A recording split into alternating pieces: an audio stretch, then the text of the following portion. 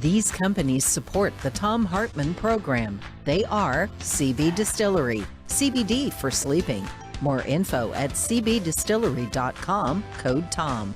The Clean Phone Pro phone sanitizer and charger. More info at thenewdealshop.com. ExpressVPN, the VPN that just works. More information at expressvpn.com/Tom. X-Chair, changing the world one seat at a time. More information at xchairtom.com. Bloomsy Box, simply better blooms. More info available at bloomsybox.com, code TOM. And Boll and Branch Sheets, crafted for the common good. More info at bollandbranch.com, code TOM.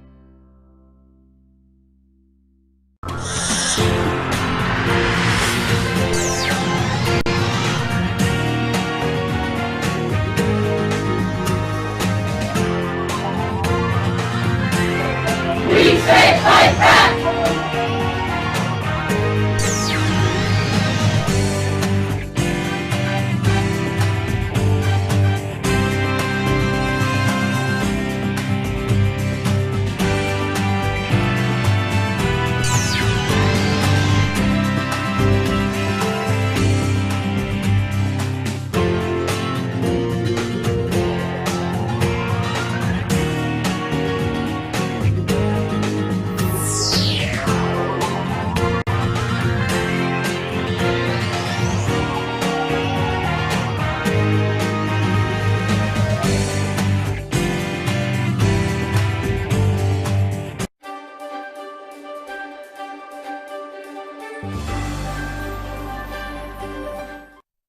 Our book for the Thom Hartmann Book Club today is A Nation Forged by Crisis, A New American History by Jay Sexton. And I'm reading from the introduction. This is page 9. The quest for national security and global power, America's shifting position in the international economy, and fluctuations in immigration have made the United States the nation that it is today. Americans' foreign relations have been conditioned its history not only in their cumulative effects over the long haul, but also as a result of their volatility. In periods of crisis, America's position in the world has lurched in unexpected directions. For as inexorable as the rise of the United States appears in retrospect, there have been contingent moments in which the very existence of our nation was up for grabs. This is the essence of crisis. The world turned upside down, the known replaced by the unknown, panic reigning as people struggle to maintain their balance and shifts in the very ground beneath their feet. It came with a speed and ferocity that left men dazed, New York Times correspondent Elliot Bell wrote of Wall Street's catastrophic collapse in October of 1929. Quote, the market seemed like an insensate thing that was wreaking a wild and pitiless revenge upon those who thought to master it, end quote. Crises are contagious, spreading like viruses from one realm to another. It's not without reason that the word crisis was associated with medical conditions and health scares in the 19th century. Each of the periods under consideration in this book were less a singular crisis than a set of interlinked crises. A political crisis could trigger an economic panic, which in turn could intensify social conflict, and so on. As these pandemics spread through the body politic, crisis itself was normalized, becoming an almost accepted characteristic of an age. Just as foreign crises have spread to the United States, domestic ones have spilled across its borders, unsettling foreign countries and peoples, as well as reconfiguring America's connections to the world. Consider the fateful winter of secession that followed the 1860 election of Abraham Lincoln. The crisis over slavery that divided the Union into warring sections that led to a series of sharp reversals in America's position in the global system. The foreign capital that had rushed into the roaring American economy in the preceding decades suddenly began to flee. Indeed, more capital left the United States in 1860 to 1862 than came into it. Also a once-in-a-century occurrence. One of the world's most valuable commodities and America's largest exports, Southern cotton, was confined to the ports of the Confederacy as a result of Richmond's ill-fated diplomatic strategy, leading to unemployment and social unrest in the British textile town of Lancashire. The most unexpected reversal was how the national security that the United States had attained after the war against Mexico in the 1840s was suddenly imperiled, with European powers encroaching once again upon the Western Hemisphere. Meanwhile, the Confederate emissaries across the Atlantic were in search of alliance with Britain.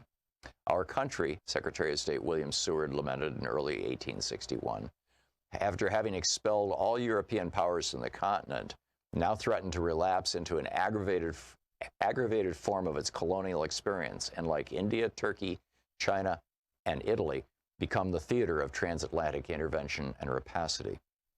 A wider view of American history that looks beyond the nation's borders brings into focus not only the migration patterns, economic flows, and international rivalries that have connected the United States to the world, but also those rare moments in which the very existence of the nation was in question. Perhaps none was more pregnant with implications than the autumn of 1877, when the fate of the Patriots' bid for independence hung in the balance. Having proclaimed their independence to the world the previous 4th of July, their cause had stalled on the battlefield and in the diplomatic courts of the old world. I think the game is pretty near up, Washington privately confessed at year's end. To accomplish their independence is not quite so easy as to declare it, the British philosopher Jeremy Bentham haughtily remarked. But then a series of events forever changed the course of modern history. The stunning Patriot victory at the Battle of Saratoga in October, the drafting of the Articles of Confederation in November that, for all its limitations, further demonstrated the political resolve of the Americans. And most of all, the alliance signed with France in February 1778, which provided the Patriots with the resources, military assistance, and naval power that ultimately tipped the scales in their favor. There are comparable Saratoga moments in other crises in U.S. history, as we shall see. These contingent moments played out in their own distinctive ways, but are joined by a common denominator that has been curiously forgotten in our age of U.S. global power. Foreign states and people have played decisive roles in the critical moments of American history. As we make our way through our own era of global instability, in an unprecedentedly interconnected world, there's perhaps no more important lesson from the past to keep in mind. Crisis may beget crisis, Franklin Roosevelt said, as his administration transitioned from battling the Great Depression to entering the Second World War. But the progress underneath does not wholly halt. It does go forward, end quote. Like so many of Roosevelt's public statements, this one reveals a truth even as it conceals others. The United States came out on the other side of its greatest crises as a stronger and more efficiently organized nation, as Roosevelt suggested. The process of mobilizing resources to counter threats catalyzed innovations in political economy, such as the creation of a national financial system during the Civil War, and the economic reforms of the New Deal. The book is A Nation Forged by Crisis by Jay Sexton.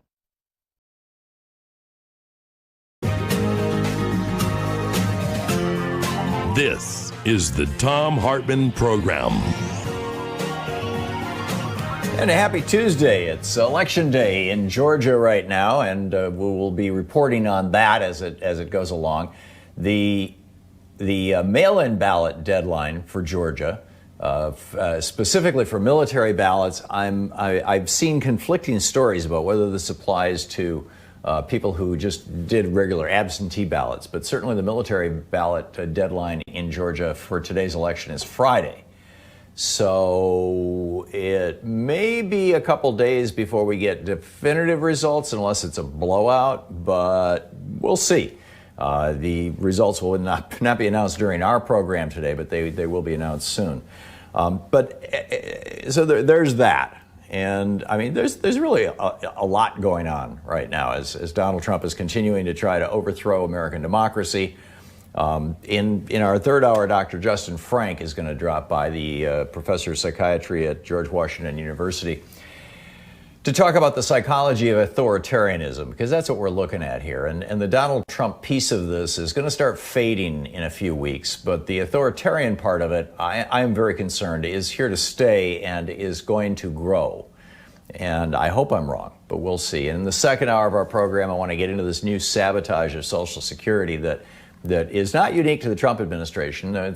Republicans have been working on this since the Reagan administration, but it's ongoing. And just to open the show here, I am of the opinion, and I published this article this morning over on medium.com and tweeted it, that essentially the only way that you can stop an authoritarian coup or the only way that you can stop essentially authoritarian fascism, for lack of a better phrase, is by not just exposing it, but actively going after it, prosecuting it. And even then, I mean, it has to be done in a way that so clearly illustrates what's going on that there's no ambiguity about it. Keep in mind, Adolf Hitler, when he had his generation's Proud Boys, the brown shirts. He had them roughing up people in beer halls in Munich, and starting fights and things, and attacking people who didn't look Aryan and stuff like that, and the consequence of that was he went to prison, and when he came out, he was a bigger deal than when he went in. Because, I don't think that the Germans had seen exactly this before, and I'm not sure that we've seen exactly this before. So I'm arguing that only a public trial and widespread humiliation of Donald Trump, of the dozen Republican senators who say that they are down with an attempt to overturn American democracy, to throw out an election, with the 140 plus Republican members of the House of Representatives who say that they don't believe in our republic. They want a strongman form of government where the president can simply call up a Secretary of State and say, listen, give me 11,480 votes. I want them now. That these people, we can't just at the end of this just say, they were a little weird, but let's move on. Which is, essentially what Jerry Ford said about Richard Nixon. Yeah, it was a crime, but let's move on. It's essentially what Bill Clinton said about Reagan and, cutting a deal with the Iranians to hold the hostages to cause Jimmy Carter to lose the election, the whole Iran-Contra thing. Excuse me. It's essentially the same thing that Bill Clinton said after George W. Bush and Dick Cheney lied us into Iraq and unnecessarily attacked Afghanistan, and stupidly. I mean, we're still in Afghanistan. It's almost 20 years later. And a lot of Americans have died, and many more Americans have been wounded as a result of that. But in every case so far, we've done the same thing Germany did in 1920 when they put Hitler in prison, which is to say, well, okay, we'll just do this and then we'll be over with it. And in every case with every one of the last 3 Republican presidents, we didn't get over it because we never prosecuted it. When Reagan cut a deal with Iran to hold the hostages so that he could beat Jimmy Carter, Bill Barr, as Lawrence Walsh, the special prosecutor, was closing in on prosecuting both Reagan and Bush Sr., who was the vice president at that time. Now fast forward to 1992, Bush Sr. has been president for 4 years. Lawrence Walsh has been doing his investigation. He's got it down to the point where he's got the evidence to convict George Bush, the elder. And all he needs is Bush's diary, and Bush is refusing to release it. That would show, what they were up to back in the day. And so Bill Barr, who was the Attorney General for George Herbert Walker Bush, says, just pardon everybody, and then he won't have witnesses. He won't be able to pursue the investigation, which is what George Herbert Walker Bush did on Christmas Eve in 1992. Massive cover-up. And what that did was that told, essentially, George W. Bush, the next Republican president, that if he committed crimes while in office, he could probably pretty much rely on not being held to account for them. And sure enough, he committed crimes while in office. I mean, you could say his coming to office was a crime. That wasn't so much his doing as it was people like Jim Baker who surrounded him, Lawrence Walsh, John Roberts, the people who worked on the lawsuit that they took to the Supreme Court, Amy Coney Barrett, Brett Kavanaugh, John Roberts. They were all the lawyers who helped put George W. Bush before the Supreme Court and thus put him in the White House in 2000. And then he lied us into these 2 wars and nobody held them to account. I mean, we've got this pharmacy, and you know, and then you know, Barack Obama came in and said, oh, you know, well, I prefer to look forward rather than backward, right? So we've had three consecutive Republican presidents who've gotten away with massive crimes, 4 if you include Nixon, who've gotten away with massive crimes, and the lesson that the Republicans have gotten out of this is, hey, do whatever it takes. If you get power, you can get rich, you can get powerful, you can help your buddies, you can get reelected, everything is good. And if you get busted, well, you know, you retire from politics, but you get a good job like Paul Ryan did as a lobbyist. This pharmacist who in Wisconsin, who destroyed 500 doses of the coronavirus vaccine, did so because he believed in this Facebook promulgated conspiracy theory that this vaccine somehow alters human DNA. Not the case at all, not even remotely. But this guy believed it. Trust is essential for all kinds of things to work. Conspiracy theories are attempts to explain things we don't understand when we don't trust the official voices, as it were. And this pharmacist was not trusting Fauci and the FDA. He was trusting whack-a-mole stuff that he saw on Facebook or on YouTube. And he destroyed these vaccines. In order to restore trust, in order to restore faith in our government, in order to restore confidence in how we go forward, in my humble opinion, we have to have public trials. We have to reinvent the Nuremberg trials, not necessarily, not the hangings, but certainly bring back or reinvent an American version. I mean, this was European, but if these guys are not held to accountable, if Donald Trump ends up being the 5th Republican president to commit major crimes while in office and not being held to account by the subsequent Democratic president, the next Republican president is going to be so much worse. So, should it be a trial? Should it be a Truth and Reconciliation Commission? This is the Thom Hartmann Program. How do we restore faith in American democracy? Is it even possible now?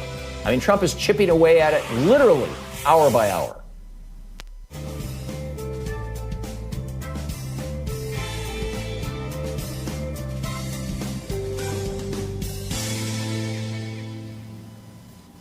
And welcome back. Morris in Long Beach, California. Hey, Morris, thanks for listening to KPFK. What's up? And you're very welcome, my friend. I just want to comment on the big blue wave. I said this months ago. The big blue wave is still rolling. Now we got Mr. Papa Joe Biden. He's the president now. Got Kamala Harris, Senator Harris. She's the vice president. We got us a cabinet. We ain't through. We ain't through. You know, people go through so much shock that they get numbed out sometimes. I understand. But watch this. Listen to this, because you know literature. You talked about the state of Georgia. In contention for the Senate seats in the state of Georgia is a black preacher. I'm not talking about for the city council. No, I said for the state, for the Senate seat for that whole state. And one of my Jewish brothers, you would not have thought that 20 years ago. And so this is what I call a miracle. And thank you, Tom. Yeah, I Morris, spot on.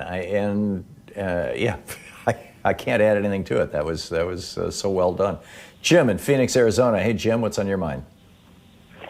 The Patriot Act. To me, I love everything you're talking about, but we can't do nothing if we can't revolt, and we gave up that right. That's a good point. And it's not just the Patriot Act, by the way. There's a piece of legislation that was passed around that time that requires all internet companies that interact with the public to be able to make their records available to the government. So now, literally, there is nothing you can do on the internet that can't be reported to the federal government, that the federal government can't access. And that whole issue of privacy is, I mean, the American Revolution wouldn't have happened had the conspirators not had some level of privacy. Which can be a two-edged sword, right? I mean, you have bad guys who are using privacy, but I guess one party's bad guy is another party's good guys. But so, Jim, other than taking down the Patriot Act, I mean, what's your suggestion? Take this to the next logical step. Yeah, well, the next logical step is we take the freedom back, and these guys go in. And well, actually, today we pray that Georgia goes the right way. That'd be the first step. Yeah. Okay. Yeah. But the thing is that you can't say capitalism, anything bad about capitalist or anything. I mean, and that's the whole thing. You already know it. You mentioned it. You see the companies, how they're operating. You even said it. Me talking to you on the phone right now is supposedly the only privacy thing I have left that they can't look into. But I know they can because of the job I had back in the 60s with the government. So I know the well, and most phone calls these days are VoIP phone calls now, Jim. If you get your phone from your cable company, that's not an actual phone. That's voice over internet protocol, VoIP, and that is included in this legislation that was passed, back during the George W. Bush presidency, that requires all of the providers to keep that that digital data. So so that the federal government can access that. I'm not sure if they keep all of the calls or if they simply keep the records of the calls, but it's all there. And that's a huge issue, this privacy issue that I'm just kind of starting to dig into in a real way right now. And it's mind-boggling. Anyway, 20 minutes, coming up on 20 minutes past the hour. We'll be back with more of the news of the day and your calls in just a moment.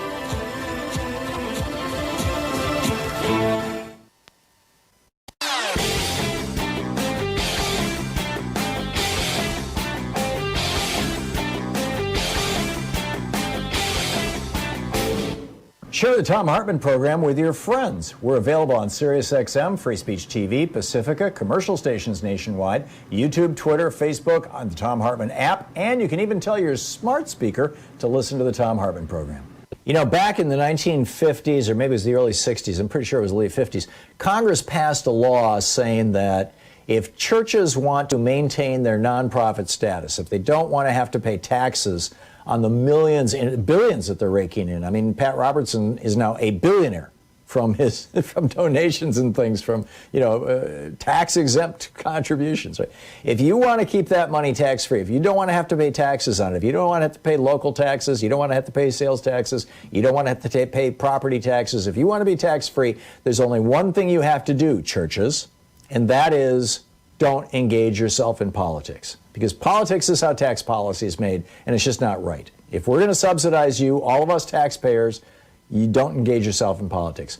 Well, in 2017, Trump issued an executive order basically telling the IRS, don't enforce this rule. We've got a whole rant about it up at thomhartmann.com for supporters of our program. Check it out.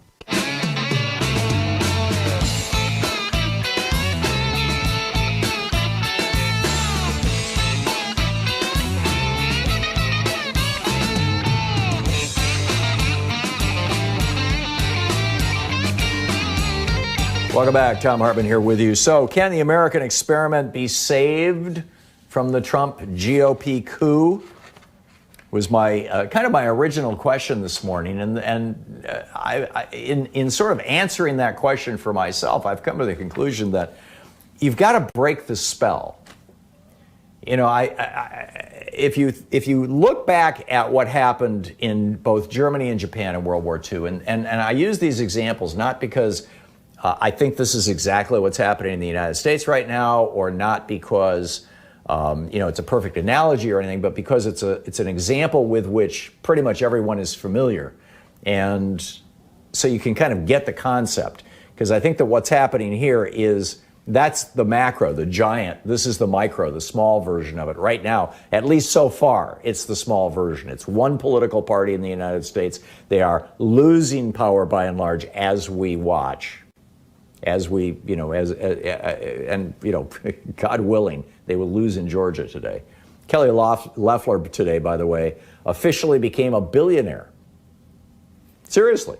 And she made that money the good old-fashioned way. She married it. She started out as a junior assistant or something in this company, married the CEO, and now he's worth $1 billion. So, and she wants to be the next senator from Georgia. She didn't even run for election the first time. She was appointed. It's and this is not, by the way, a hit on specifically women who marry rich people. There are men who marry rich people as well. I think the point is that, well, we'll see how this shakes out in Georgia anyway. I don't want to go down that rabbit hole, but the point that I was trying to get to, and that I think is really important, and a really important point to make, is that we can't restore trust in American democracy, in the institutions of American democracy. We can't restore that trust simply by ignoring what has happened in the past, like we did with Iran-Contra, with Reagan and Bush, like we did with lying us into a war in Iraq with George W. Bush, like we did with Richard Nixon. You know, it only came out decades later. Some of the really serious crimes, particularly bribery, several examples of people walking into the White House with suitcases full of cash, including the milk lobby and Jimmy Hoffa, just bringing, here's $1 million, Mr. Nixon, in literally, $100 bills or $500 bills back in the day they had those, or $1,000 bills even. Those all got retired around 9/11, as I recall. And just walking into the White House and saying, here's some money. And Richard Nixon going, okay, I'll give you what you want.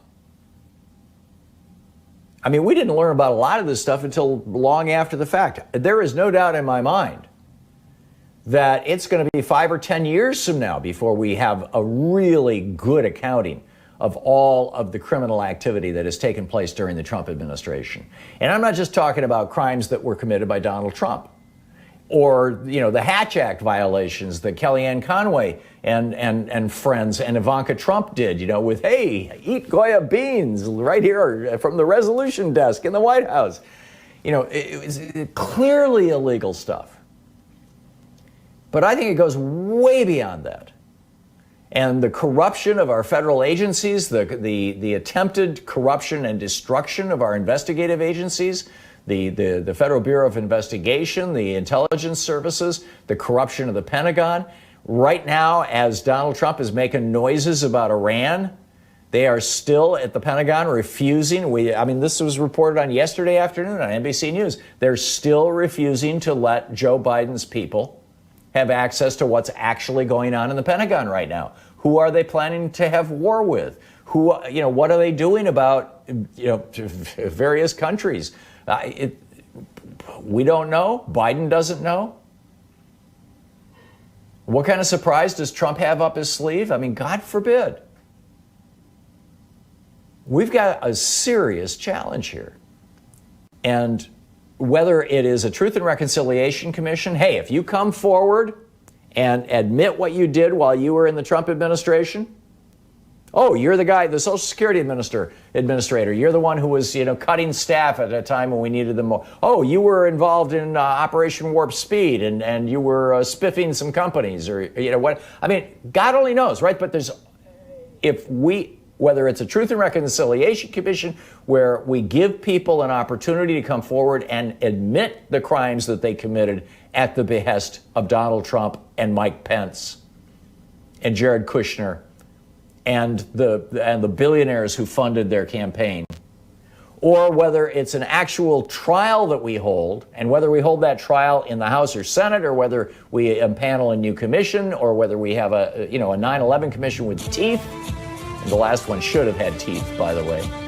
9/11 should never have happened. Bill Clinton warned George W. Bush it was coming. Al Gore warned Dick Cheney it was coming. Dick Cheney's, the terrorism task force didn't even meet until August of 2001, a month before 9/11. They thought, it was Clinton. He was being hysterical. We don't worry about Osama bin Laden. We've got good relations with the Saudis, right?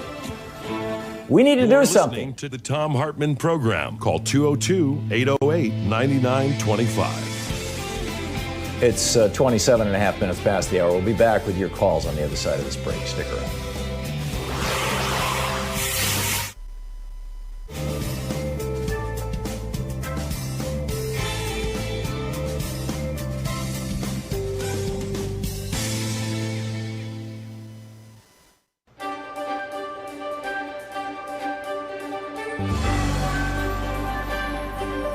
Our book today in the Thom Hartmann Book Club is Cokeland, The Secret History of Coke Industries and Corporate Power in America by Christopher Leonard. This is from the preface. On May 18th, 1981, 4 Wall Street bankers traveled to Wichita, Kansas. They went there to make an offer to Charles Koch, the CEO of an obscure mid-size energy company. The bankers from Morgan Stanley wanted to convince Koch to take his family's company public, offering shares for sale on the New York Stock Exchange. Their deal was squarely in line with the conventional wisdom of corporate America at the time. Going public was seen as a natural progression for companies like Koch Industries, offering them access to big pools of money and promising enormous paydays for the existing team of executives. All it required from the CEO was to surrender control. Morgan Stanley, in return, would collect a small fortune in fees. Charles Koch was 45 years old. He had run Koch Industries since he was 32 when his father died suddenly. He was trim, tall, and had an athlete's build. He spoke quietly in meetings and seemed almost passive. The bankers laid out their plan to take Koch public. They revealed what, to most executives at least, might have been the most significant detail. If Charles Koch agreed to the deal, he could earn $20 million overnight. The bankers seemed incredulous when they prepared a confidential memo about Koch's reaction. "He does not want this cash," the memo reported. Charles Koch calmly explained to them why their offer made no sense. His company was breathtakingly profitable. It operated in vital, deeply complex corners of the American energy industry. During the 1980s, Koch Industries was the largest purchaser and transporter of U.S. crude oil. It owned an oil refinery. It employed teams of commodity traders who bought and sold a wildly diverse menu of raw materials and financial products, from gasoline to paper futures contracts. This might have encouraged most CEOs to take their company public. Koch Industries, however, did not want outsiders to know how much money its traders were earning. Taking the company public would expose too many of its secrets. The memo said, certain of Koch's commodity traders are particularly worried that their high salaries, once disclosed to the public, would be used against them by their trading partners. Secrecy was a strategic necessity for Koch Industries. Charles Koch did not want to surrender it. He also didn't want to surrender control. He had a specific, clear vision of how to run his company, and he didn't need Wall Street investors to interfere. If the bankers expected Charles Koch to go along with the conventional wisdom of their time, then they, like so many outsiders, did not understand him. Beneath his low-key veneer, Charles Koch was, at his core, a fighter. He had unmovable ideas about how things should be, and he did not back down when challenged. When he was challenged by his own brothers for control of Koch Industries, he fought them in a bitter legal battle that lasted decades. When he was challenged by members of a powerful labor union during his first years as CEO, he fought them even as they committed an act of industrial sabotage that nearly destroyed Koch's oil refinery. When the FBI and the U.S. Department of Justice launched a criminal investigation into Koch Industries' oil gathering business, Charles Koch fought them with every legal and political tool at his disposal. When a liberal Congress and President Barack Obama sought to impose regulations on the fossil fuel industry to control greenhouse gas emissions, Charles Koch fought them in ways that changed U.S. politics. In each of these fights, Charles Koch prevailed. When Charles Koch dismissed the bankers in 1981, it was just a small skirmish in the larger war to control Koch Industries. After prevailing in that fight, he created a company that was true to his vision. He avoided the snares that entangled many publicly traded companies that report their financial results to investors every 3 months. Koch Industries didn't have to think quarter to quarter. The company thinks year to year. An internal think tank and deal-making committee called the Development Group will sometimes think through a business deal on a timeline measured in decades. This long-term view made Koch more nimble where other companies stumbled. In 2003, for example, Koch Industries bought a group of money-losing fertilizer plants when no publicly traded company was willing to take the risk. Today, those plants are as profitable as a broken ATM machine that spews out cash around the clock. Unlike publicly traded companies, Koch Industries does not pay out rich dividends to investors. Charles Koch insists on reinvesting at least 90% of the company's profits, fueling its constant expansion. This strategy laid the foundation for decades of continuous growth. Koch Industries expanded continuously by purchasing other companies and branching out into new industries. It specialized in the kind of businesses that are indispensable to modern civilization, but which most consumers never directly encounter. The company is embedded in the hidden infrastructure of everyday life. Millions of people use Coke's products without ever seeing Coke's name attached. Coke refines and distributes fossil fuels, from gasoline to jet fuel, on which the global economy is dependent. Coke is the world's third largest producer of nitrogen fertilizer, which is the cornerstone of our modern food system. Coke makes the synthetic materials used in baby diapers, waistbands, and carpets. It makes the chemicals used for plastic bottles and pipes. It owns Georgia Pacific, which makes the wall panels, beams, and plywood required to build homes and office buildings. It makes napkins, paper towels, stationery, newspaper, and personal hygiene products. Koch Industries owns a network of commodities trading offices in Houston, Moscow, Geneva, and elsewhere, which are the circulatory system of modern finance. The book, Cokeland, by Christopher Leonard.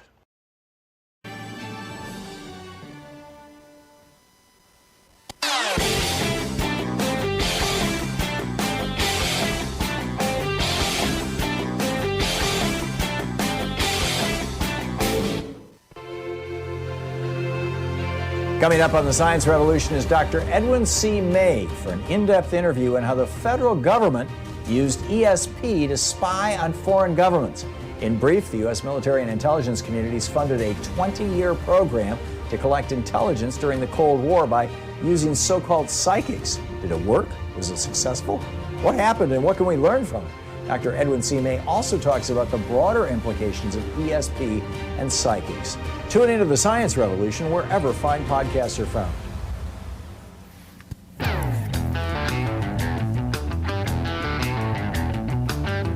Welcome back. Thom Hartmann here with you as Georgia goes to the polls and America watches and holds its breath. Christian in Fresno, Texas. Hey, Christian, what's on your mind today?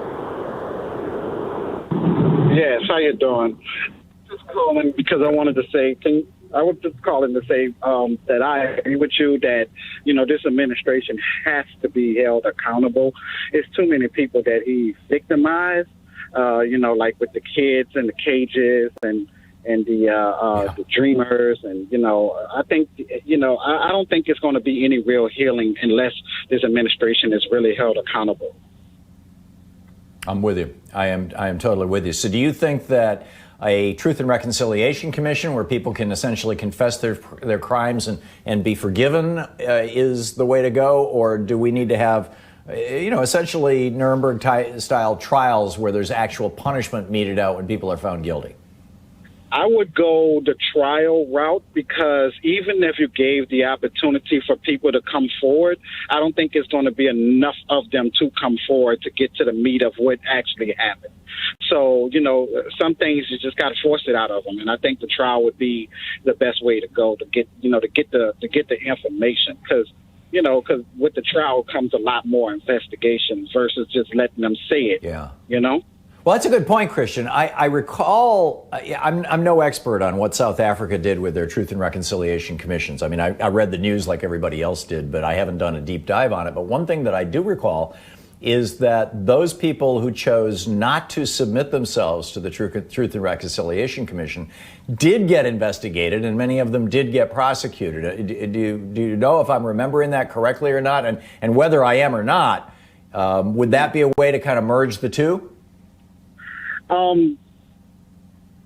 It's iffy to say because you got to look at the level of corruption we're dealing with the Republican Party.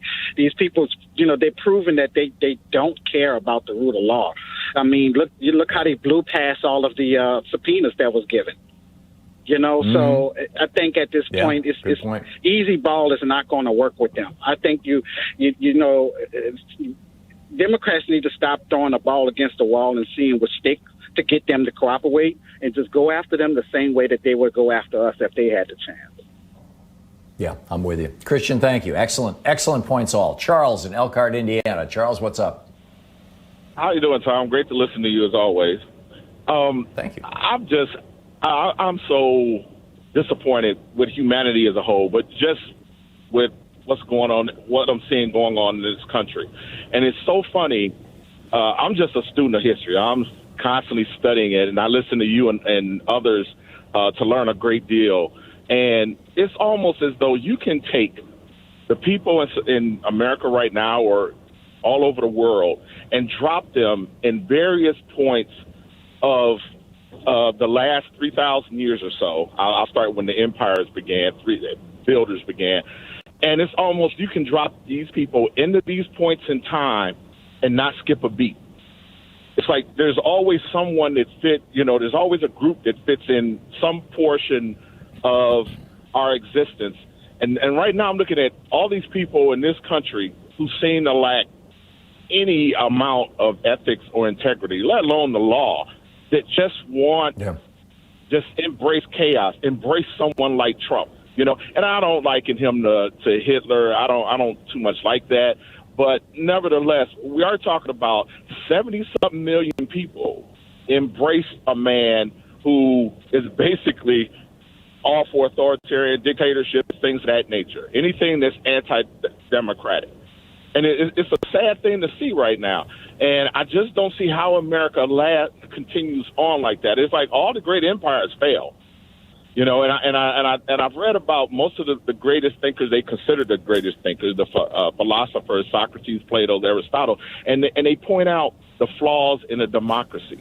Democracy is a great idea on paper, but one of the biggest flaws in it is that you have to have people of integrity. You have to. That's at the top. It's not going to work any other way. If you don't, if integrity isn't the guiding light, it's just not going to work. And that's all I want to add there. Thanks for talking. Thank you, Charles. Yeah, good talking with you. And Socrates pointed this out, and Socrates arguably was an opponent of democracy. And, Daniel Quinn in his novel Ishmael back in the day, this came out in the 80s, as I recall. Daniel Quinn has now passed away, but his book is still out there and still lives on, and it's a really good read. I mean, it's a novel, right? But he lays out this hypothesis that when we lived in hunting-gathering societies, relatively small tribal units, that there were still people among us who were infected with this illness, this psychosis of greed, basically, of I want all for me. And greed then morphs into a desire for power because, wealth and power are kind of, they can stand in for each other. One will always lead to the other, or almost always. And that tribal people figured out a way, all over the world, all of human history, tribal people figured out a way to deal with this. And typically it was banishing people, which in many places was essentially a death sentence. If you didn't have the support of the community any longer, you had to leave and you were all alone, out in the forest or the jungle or whatever it may be. You didn't last long. Or, specifically directly punishing people in ways that seemed fit. But they had it under control.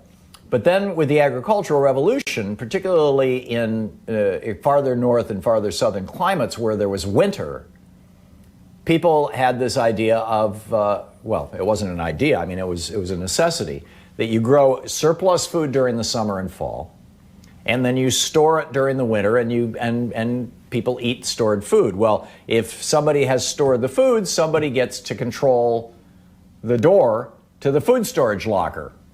And that person who controls the stored food in society after society after society, according to Daniel Quinn, from 10,000 years ago until around 4,000 years ago, those people just basically became the kings and the emperors and the lords and the rich people. Money's just a stand-in for food, essentially. And they started locking up the food, and boom, the modern era of greed was born. And so I think that you could argue that this bizarre behavior that we're seeing in Donald Trump and the billionaires who surround him, his Commerce Secretary Wilbur Ross was named by Forbes magazine as a grifter, as one of the worst. Forbes magazine comes out and calls him a grifter. So I think you could argue that this is, it's part of human nature, but historically, humans figured out ways to deal with this behavior. And we're at a turning point now. We've got to figure out a way to continue, an appropriate, solid, straightforward way to deal with this behavior. Otherwise, we're just going to end up, with these guys completely running the show. We'll be back in kingdoms. Anthony in Port Orchard, Washington. Hey, Anthony, what's up? Hi, Tom. Yeah, I heard you earlier talking about if we don't do something, you think it's to the current Republicans, it's going to be bad. I think we've already crossed that. Well, each one has gotten worse. Point. Yeah, well, I think right now the Republicans have shown, I would just call it the cult of Trump. I can't even call it the Republican Party anymore. But they've shown if they had the numbers, if the Democrats would have lost the House in November, the Republicans would be installing a man who lost a popular vote by over 7 million and lost in an electoral college landslide. They would install him tomorrow as president. Yeah. Yeah. Because they would have it. But for a half a dozen congressional districts. Yeah, so I think we've already got to the point now that we're no longer going to have, I believe in America, democratic elections. It's all going to come down to who controls the state houses, the Senate, and the Congress. Because Republicans, the cult of Trump has already shown they will overthrow any election from now on if their man doesn't win. And I think next time you have a Democratic congressman or a senator on, you need to tell them they need to start thinking about this, because the Republicans have shown their true colors, the cult of Trump. Yeah. It's Trump over country, family. It's, I'm shocked that Pence didn't have the Republicans do a new swearing-in ceremony where they take a knee and kiss Trump's hand and swear fealty to him like the old kings did. But, yeah, I think we're done with democratic elections in America. If we don't have a divided House or Senate, I think next time the call to Trump gets somebody in there, that's it. Well, remember Trump's first cabinet meeting when he went around the room and gave each one of the members of his new cabinet an opportunity to kiss his butt, and they all did. I mean, not literally, but metaphorically. But I'm with you, Anthony. Because I don't think people realize that. Had the Democrats lost the House, that would be it.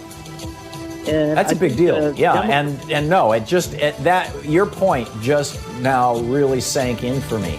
That if a half a dozen more or less, I don't recall the exact margin right now that we have in Congress, and I think that there might be a couple of cases that are still being contested, but had just a half a dozen or so more cases, districts gone Republican, we'd be tough. Visit ThomHartmann.com for audio and video archives. It's 45 minutes past the hour. Back with more of your calls in just a moment. Stick around.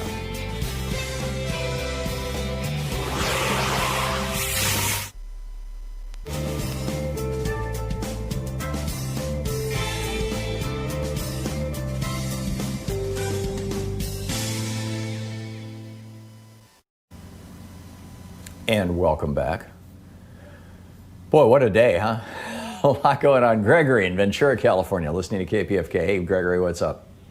Hey, Tom. Thanks for grabbing my call. I had a quick question.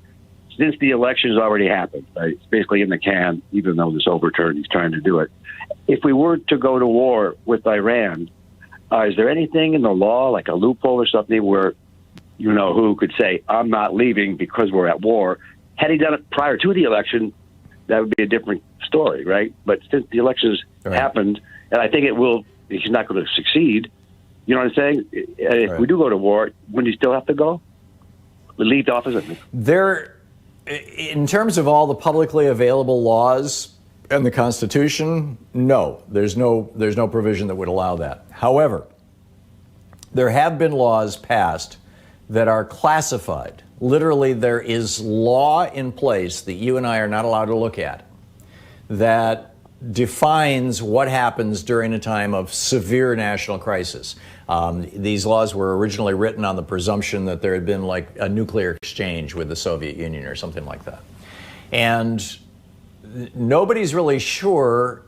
I've read conflicting reports over the years, but there are folks who are asserting that suspending elections and basically ending democracy in the United States is among the powers that the president has during a time of national crisis. I can't back that up, and I don't know anybody who can.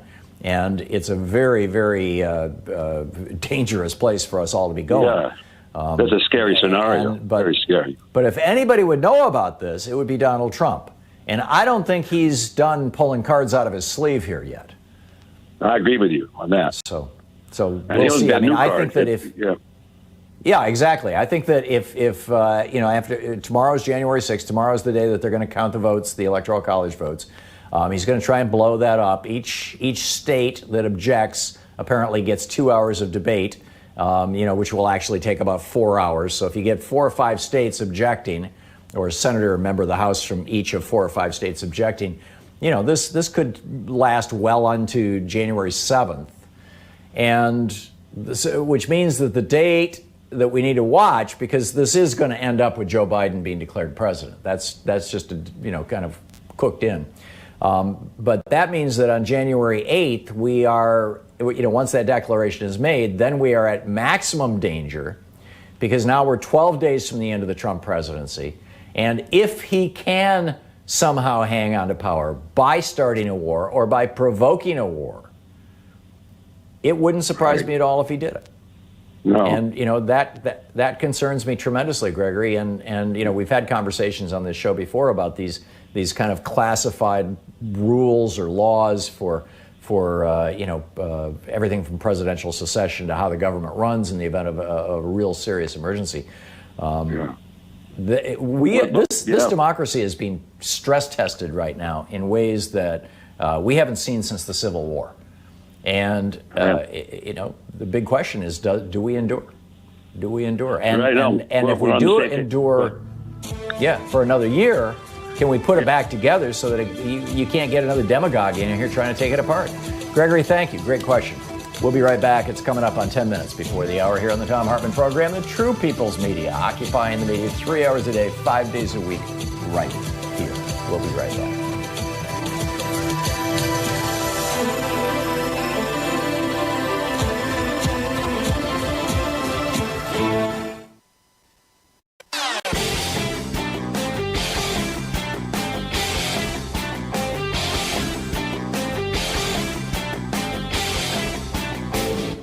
The Hidden History of Monopoly tells how Robert Bork, that guy from the Reagan era, transformed corporate America and destroyed the American dream. Did you know that there have been 8 federal judges who have been convicted and removed from the federal bench? 15 altogether have been impeached. 8 have been removed from office since the beginning. 3 of them since 1988, including one judge, Thomas Porteous down in Louisiana, who was impeached and removed from office for signing false financial declarations under penalty of perjury, which it turns out it looks like Clarence Thomas did for quite a number of years when he did not disclose, as he is required by law to do, that his wife was taking hundreds of thousands of dollars from the Heritage Foundation. That and his perjury around Anita Hill and others, there were numerous witnesses that didn't even get called, could legitimately spark an impeachment of Clarence Thomas. We got a video about this over at thomhartmann.com for supporters of our program. Check it out.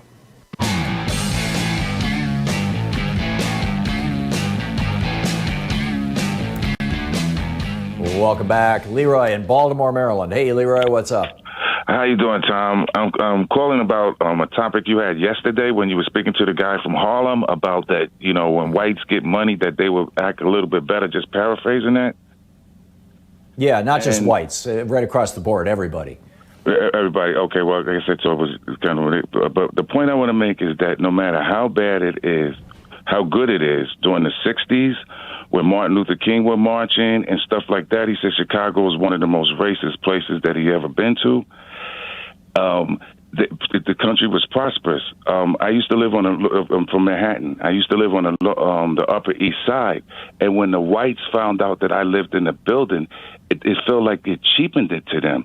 It's like they no longer wanted to live there. They couldn't believe that I lived there. And it was all kind of stuff. When black professionals go onto the job, even though the people on the jobs are wealthy, they get treated badly. So like the guy from Harlem said yesterday, I just don't think that there are people. Oh, and one more thing.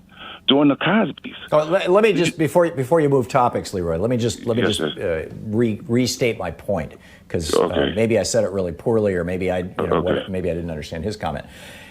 If you look at poor white communities, you will find high rates of crime. If you look at middle-class white communities, you find much lower rates of crime. If you look at poor black communities, you will find high rates of crime. If you look at middle-class black communities, you find very low rates of crime. When people have enough, they, generally speaking, yes, there are criminals, among all of us, right? But generally speaking, when people have enough, they don't resort to crime. They conduct themselves normally.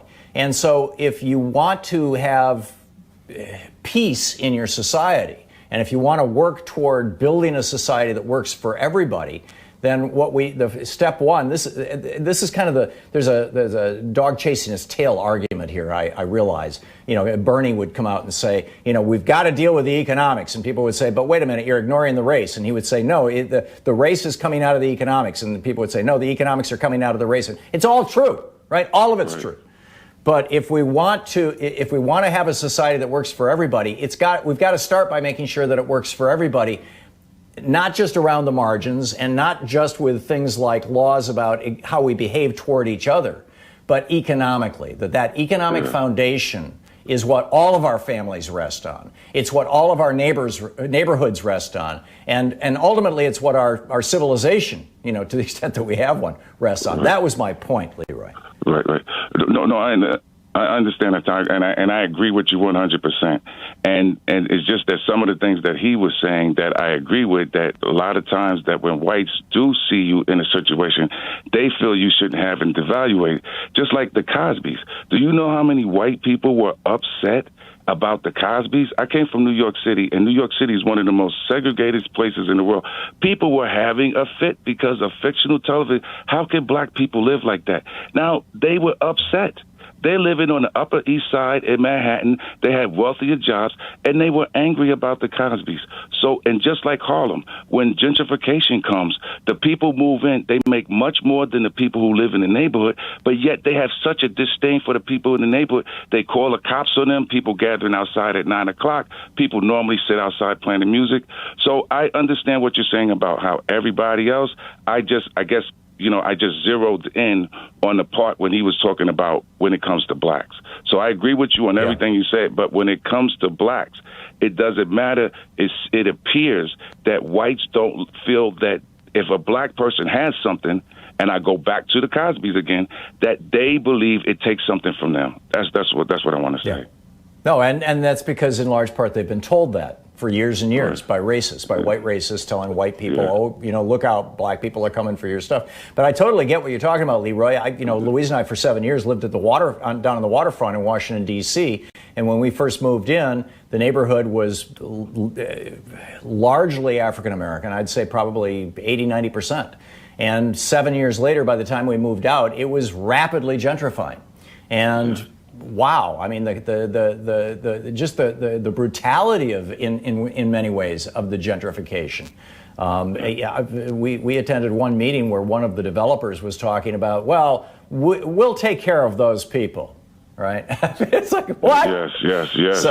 So yeah, I totally get what you're saying. And this, all this is institutional racism. It is cultural racism. It's baked in, and it's stuff we have to resist in every way we possibly can. To the extent that neighborhoods do change, we need to figure out ways to allow that to happen or not to happen, as the case may be, but in ways that don't harm the people who are there. Right? Yes. And I don't have any easy answer for that one, Leroy. I just No, Tom. I know you, but like I said, I just never thought I would disagree with you. But I guess now that you made your point a little bit clearer, I understand it. And like I said, maybe it's my bias. I just heard the part about the blacks and and stuff like that. So that's what I wanted to say. But thank you for taking the time to listen to call me. I really appreciate it. Thank you so much. Oh, thank you for calling and pointing that out, Leroy. I always appreciate it when people either disagree with me or I didn't say what I should have said as well as I could have or should have said it. And I get straightened out. I do appreciate that. But I think that, like I said, I think that one of the most important things that we have to do, another example, all these white yahoos who are going to show up in D.C. tomorrow, a lot of them, if they had a good job, wouldn't be there. You're listening to Thom Hartmann.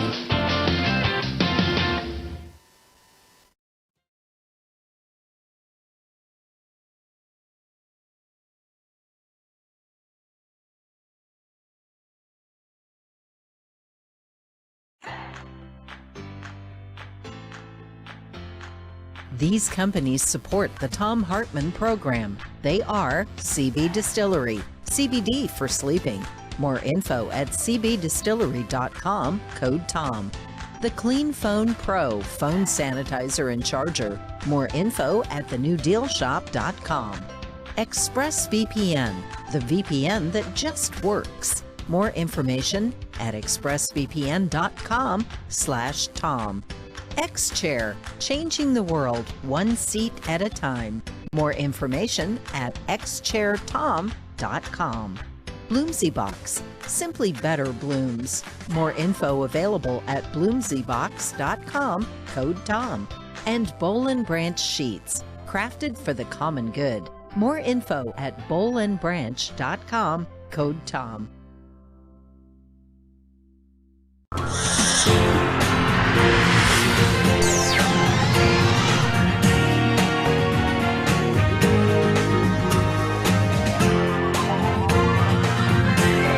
We say fight back!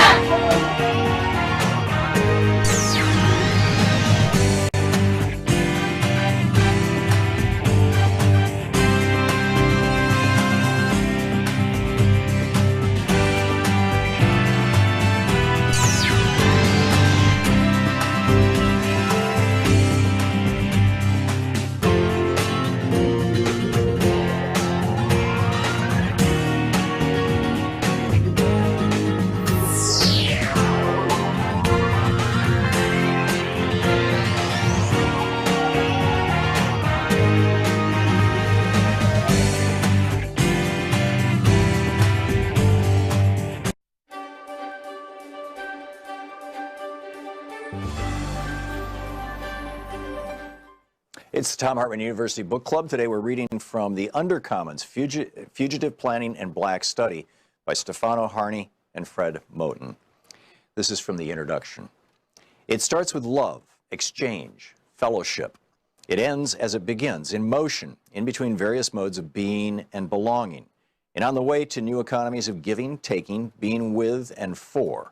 And it ends with a ride in a Buick Skylark on a way to another place altogether. Surprising, perhaps, after we have engaged dispossession, debt, dislocation, and violence, but not surprising when you have understood that the projects of fugitive planning and black study are mostly about reaching out to find connection. They are about making common cause with the brokenness of being. A brokenness, I would venture to say, that is also blackness, that remains blackness, and will, despite all, remain broken, because this book is not a prescription for repair. If we do not seek to fix what has been broken, then what? How do we resolve to live with brokenness, with being broke, which is also what Moten and Harney called debt?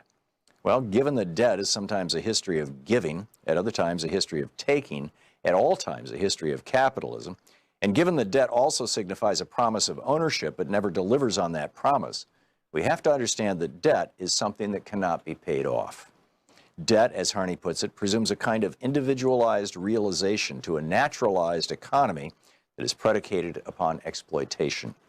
Can we have, he asks, another sense of what is owed that does not presume a nexus of activities like recognition and acknowledgement, payment and gratitude?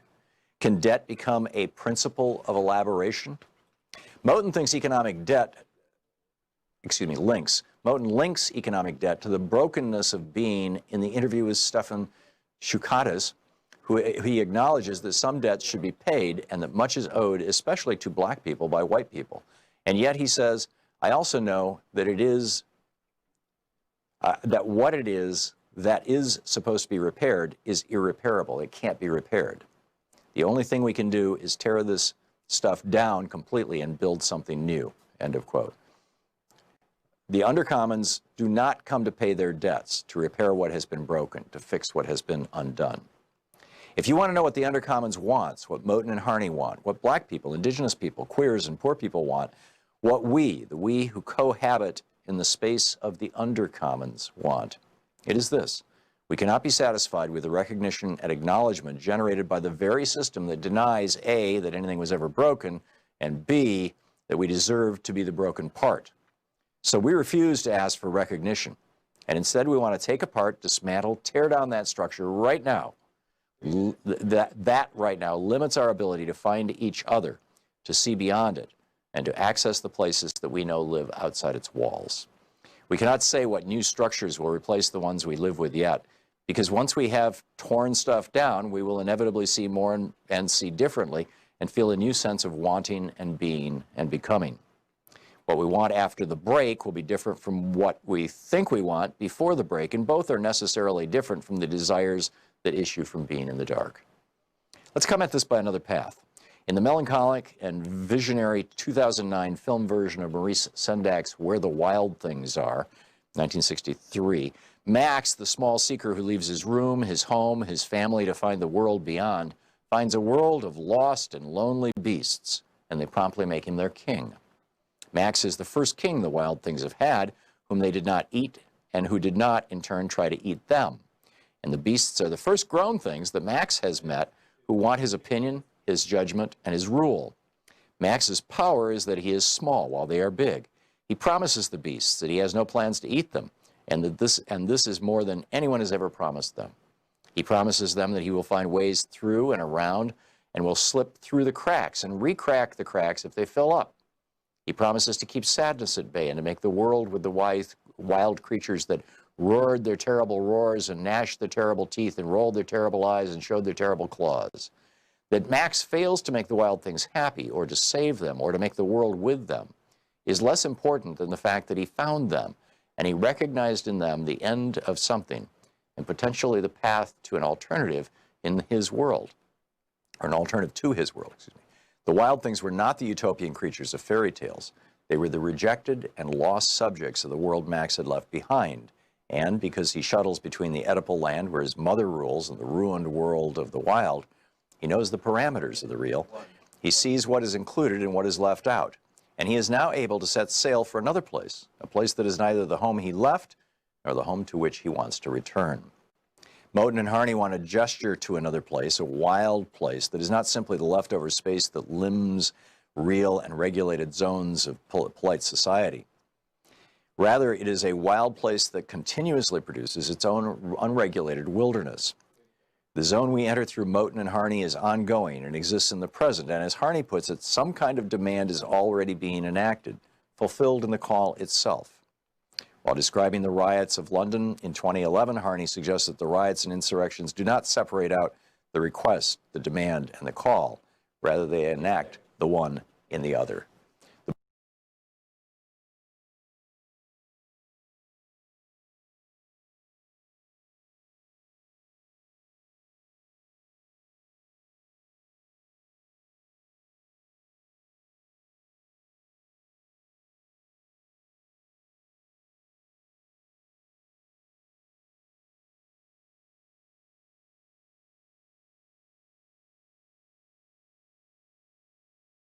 The Republican sabotage of Social Security is really starting to bite.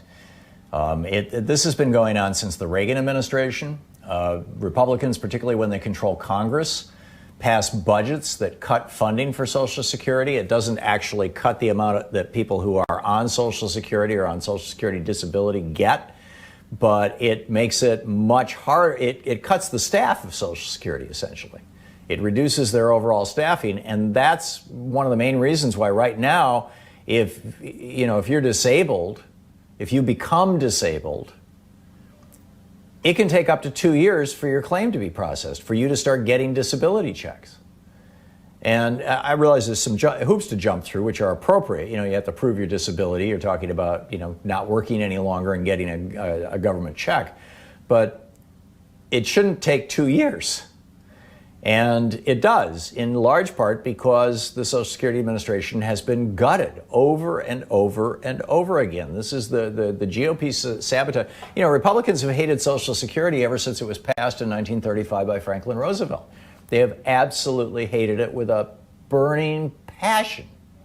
They've tried a whole bunch of ways to shoot it down. They tried repeatedly back in the 1930s to shoot it down by claiming that it was unconstitutional, tried to take it to the Supreme Court in 1937.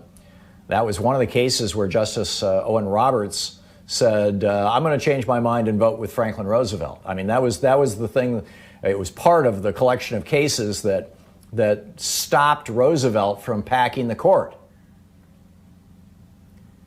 So the Republicans tried to stop Social Security by claiming it was unconstitutional. Then they tried to stop it by claiming that it was overreach and it was communism and it was socialism. And we heard that over and over and over again throughout the 1950s, the 40s, not so much.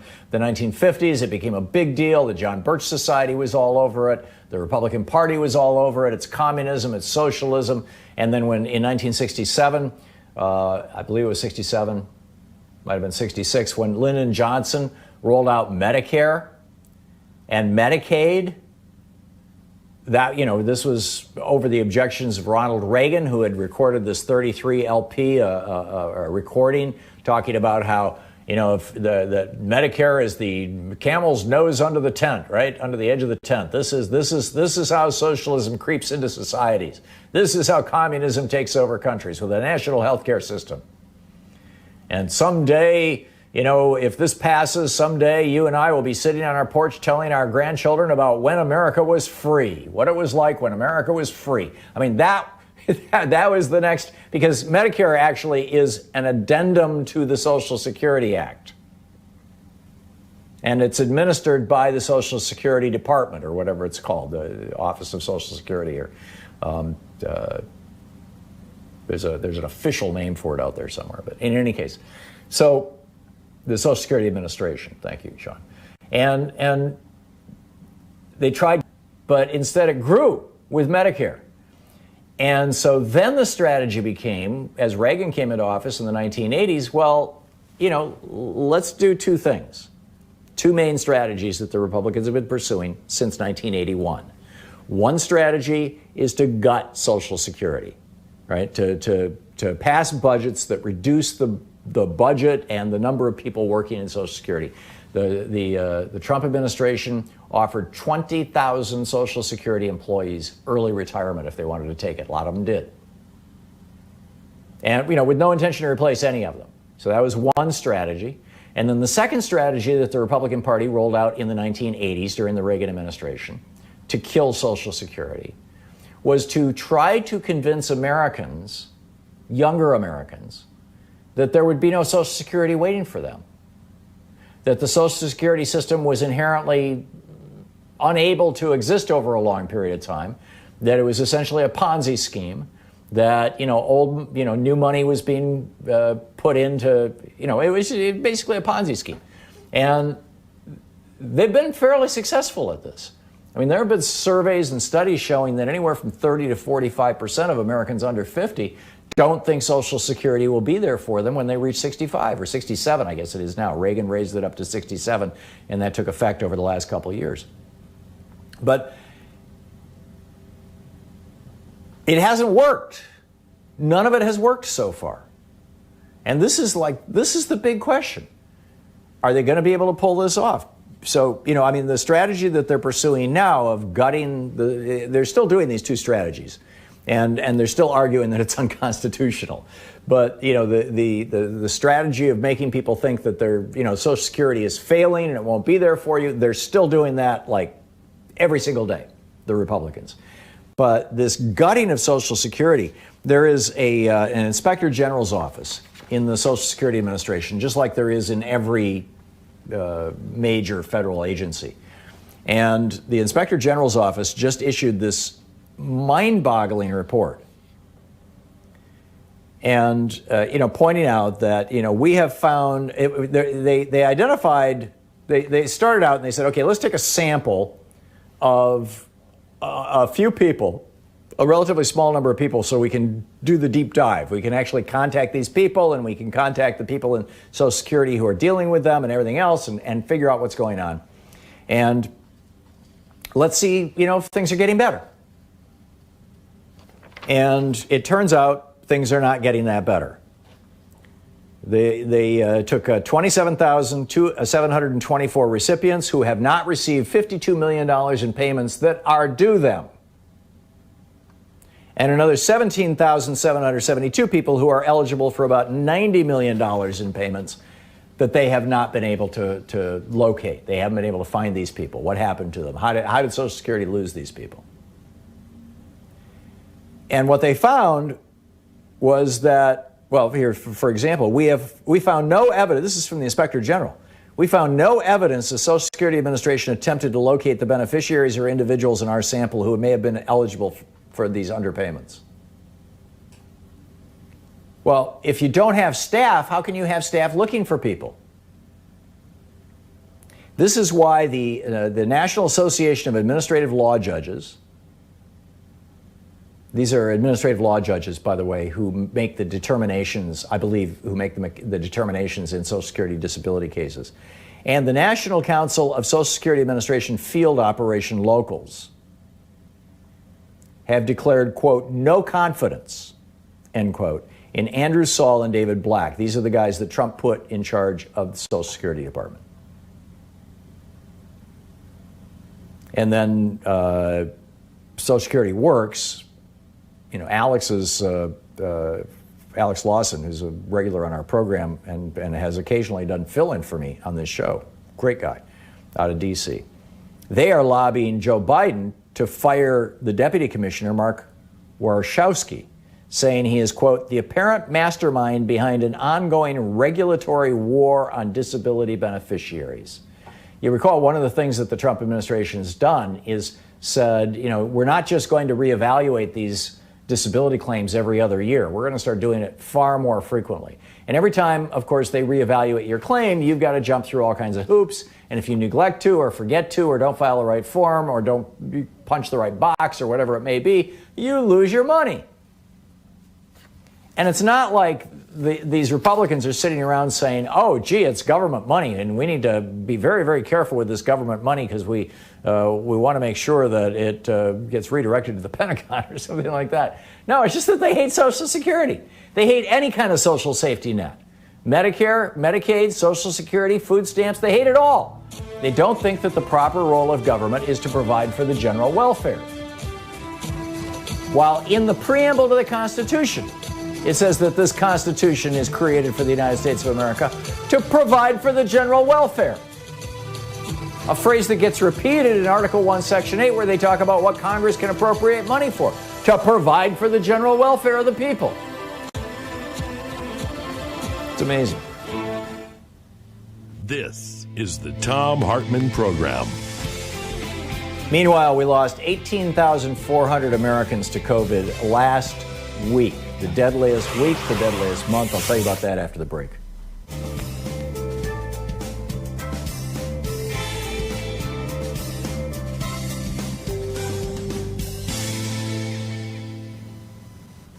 And welcome back. And let's see here. Diane in Grand Island, Florida. Hey, Diane, what's on your mind today?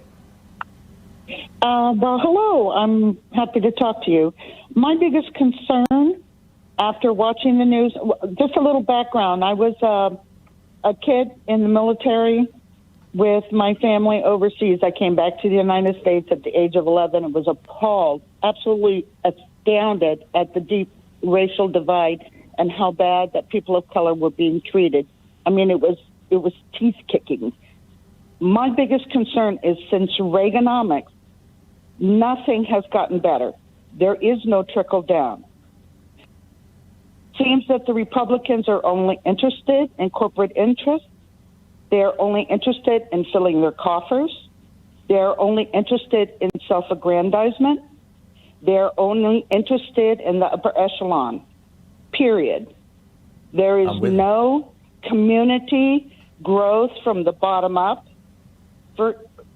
Forget trying to build in communities without giving them the cash capital to be able to build within their community that which sustains and grows their community.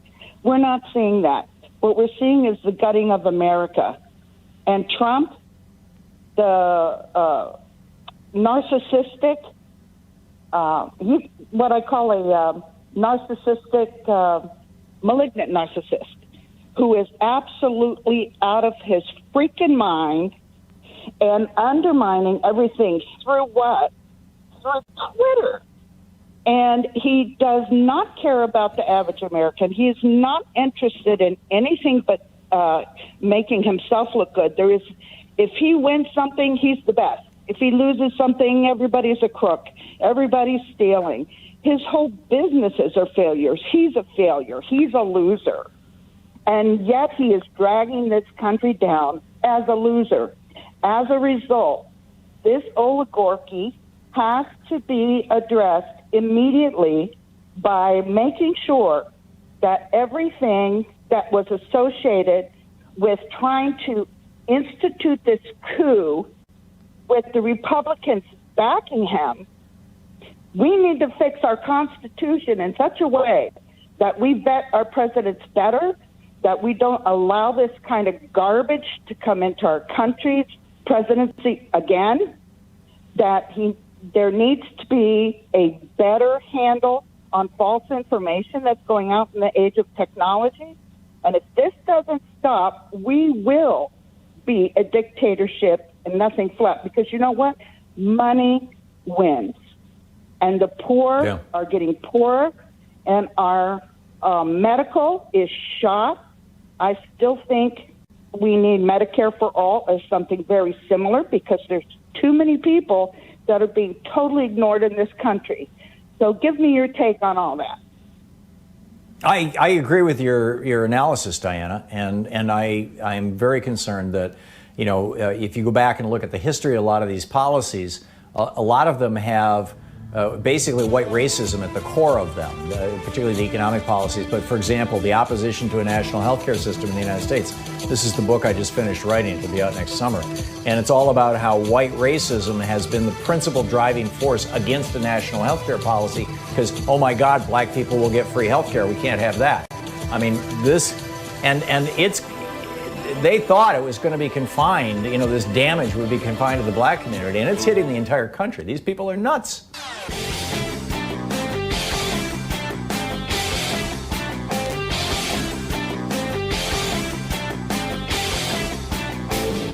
Share the Thom Hartmann Program with your friends. We're available on SiriusXM, Free Speech TV, Pacifica, commercial stations nationwide, YouTube, Twitter, Facebook, on the Thom Hartmann app, and you can even tell your smart speaker to listen to the Thom Hartmann Program.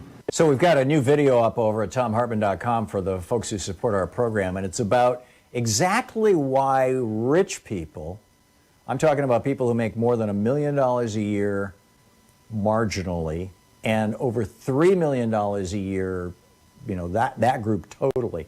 Why this group of people who are multi-millionaires and are literally bringing into the house over $1 million a year and over $3 million a year, why would they want to destroy Obamacare?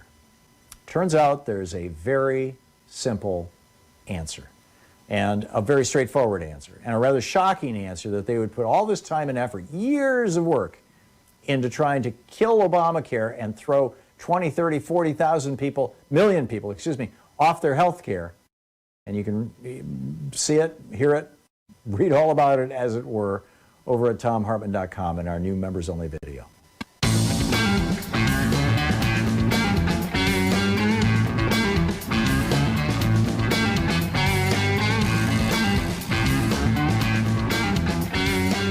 Welcome back. Thom Hartmann here with you. Okay, the deadliest week so far, 18,400 lives. This is from Reuters today. They point out December was the deadliest month for the coronavirus. 78,000 people died in December. The projections are that over 100,000 people will die in January. 1 out of every 930 Americans are now dead from COVID.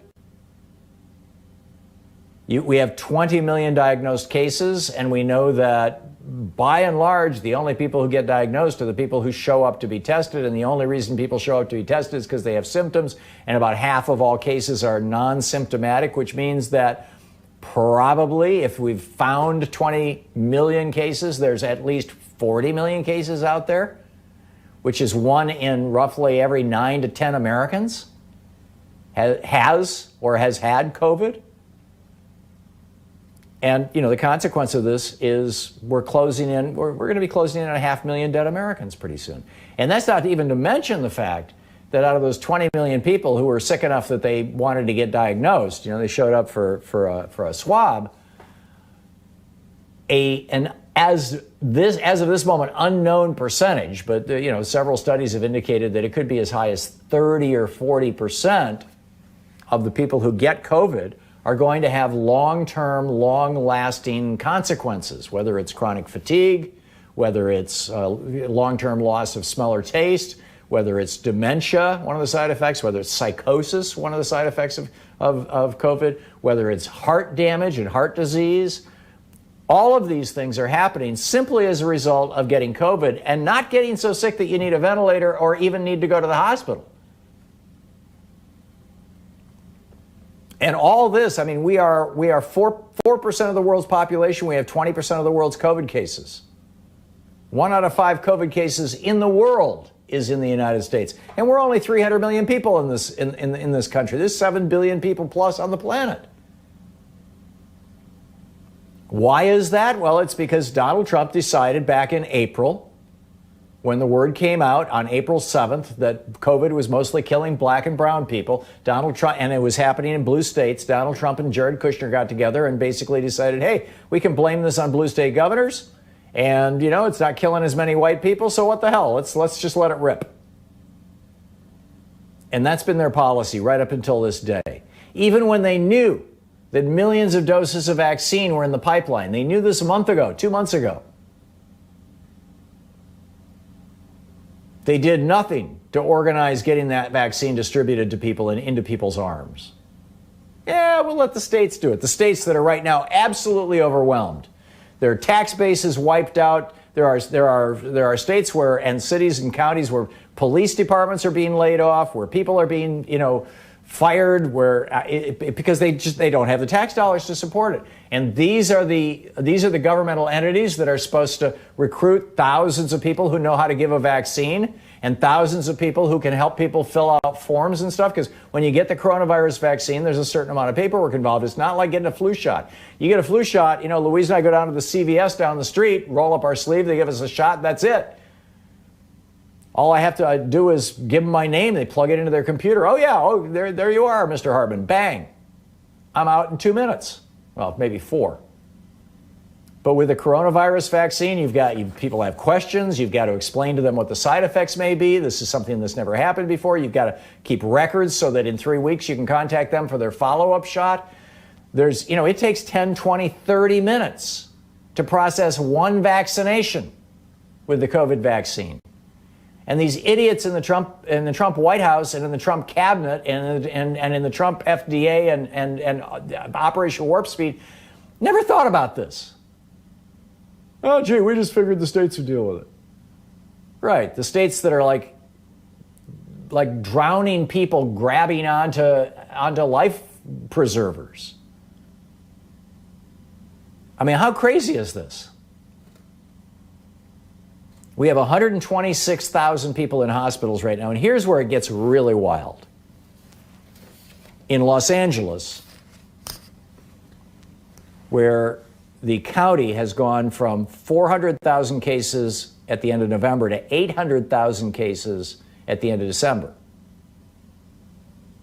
The hospitals are so overwhelmed that the ambulance drivers have been directed not to pick up people when they get a 911 call if those people are not going to make it.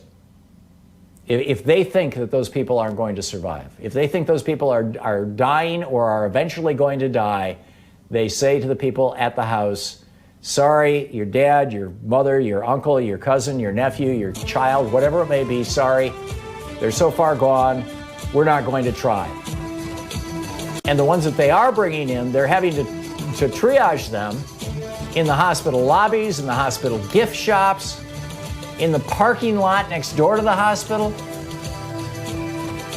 I mean, talk about your death panels, right? Courtesy of Donald Trump and friends. We'll be back with your thoughts on all this right after this break. You're listening to the Thom Hartmann Program. Call 202-808-9925. Speaking the truth, the multinational corporations and the Republican politicians they own would really rather you didn't hear Thom Hartmann.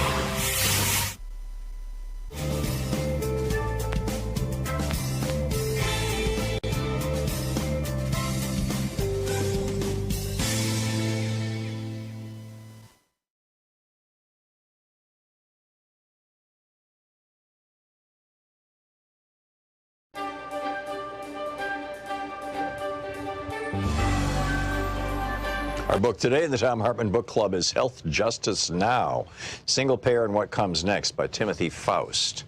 And this is from the introduction. A secret scream rings through America. It rings down the sterile fluorescent hallways of our hospitals. It rings over our rural towns and our native reservations. It rings through our prisons, the bellies of our great cities. It rings in our farms, in our fields, our streets, and our sewers, our bodies, and our blood. And we are cursed to never hear it clearly until, at last, we realize it has been our own mouth screaming, and we are lost. A child born today inherits, in that secret, a new American squalor, the skeletal remains of the American cities, the bleached bones of the American suburbs. This secret is a birthright of continual exploitation, pumped for labor and drained of cash and then punished for the resulting suffering.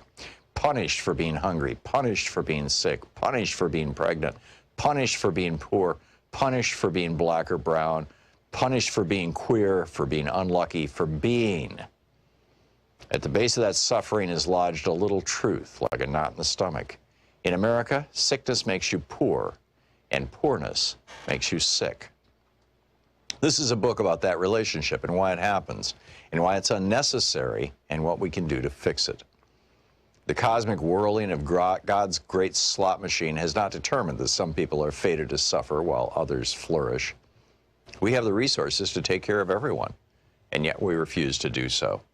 Your medical debt and medical bills are unnecessary, but we have chosen to make them necessary.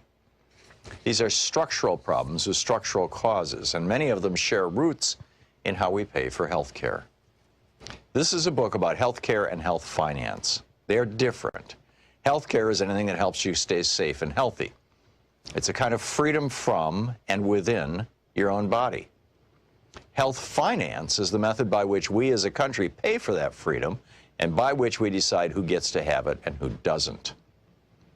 Healthcare is more than what happens to you in the hospital. Healthcare is whether your home makes you sick, or your food makes you sick, or your environment makes you sick, or whether you have enough money to afford the things that keep you healthy. In America, the structure of corporate health care has convinced us that some people deserve health care and some people don't.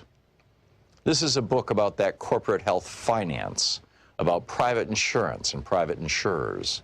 For half a century, they've convinced us that they're the only things that keep us or could ever keep us from the utter financial ruination of illness.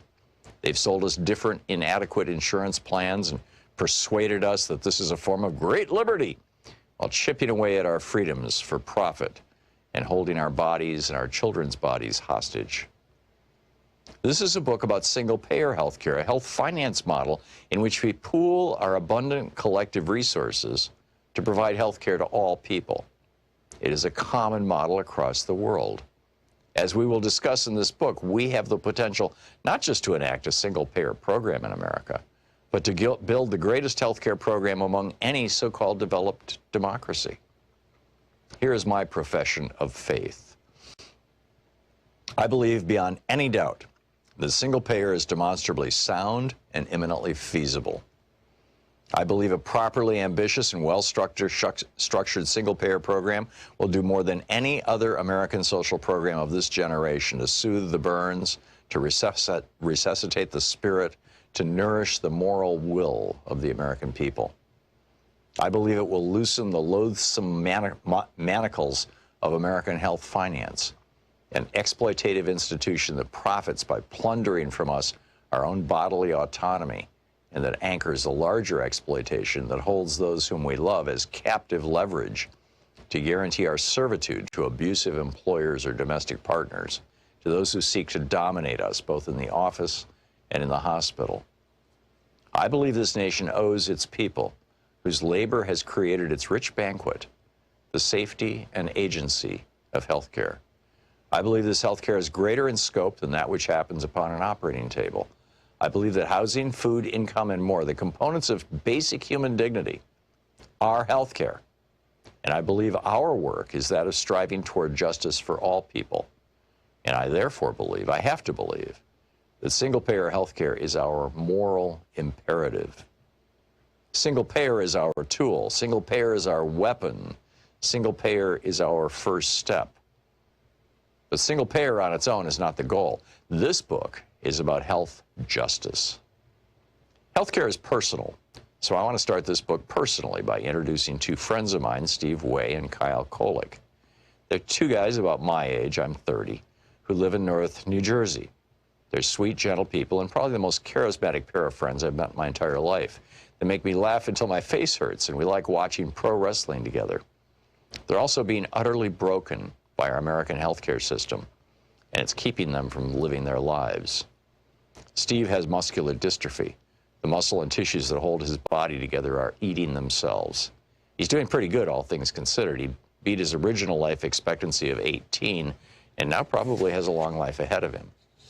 Steve needs a wheelchair to move and a ventilator to help him breathe. The book, Health Justice Now, Timothy Faust.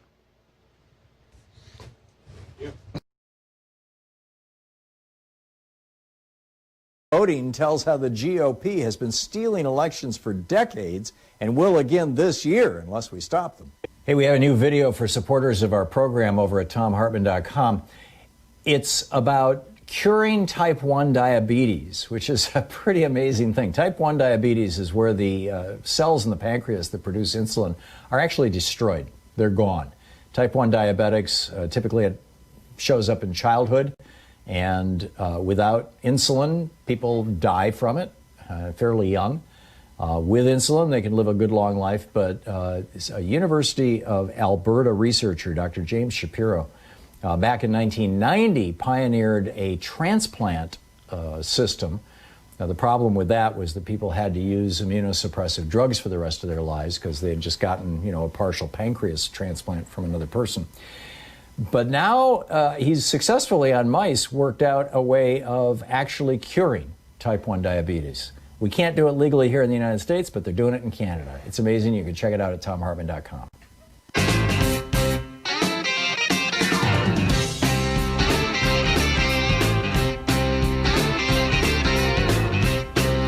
Welcome back. Thom Hartmann here with you.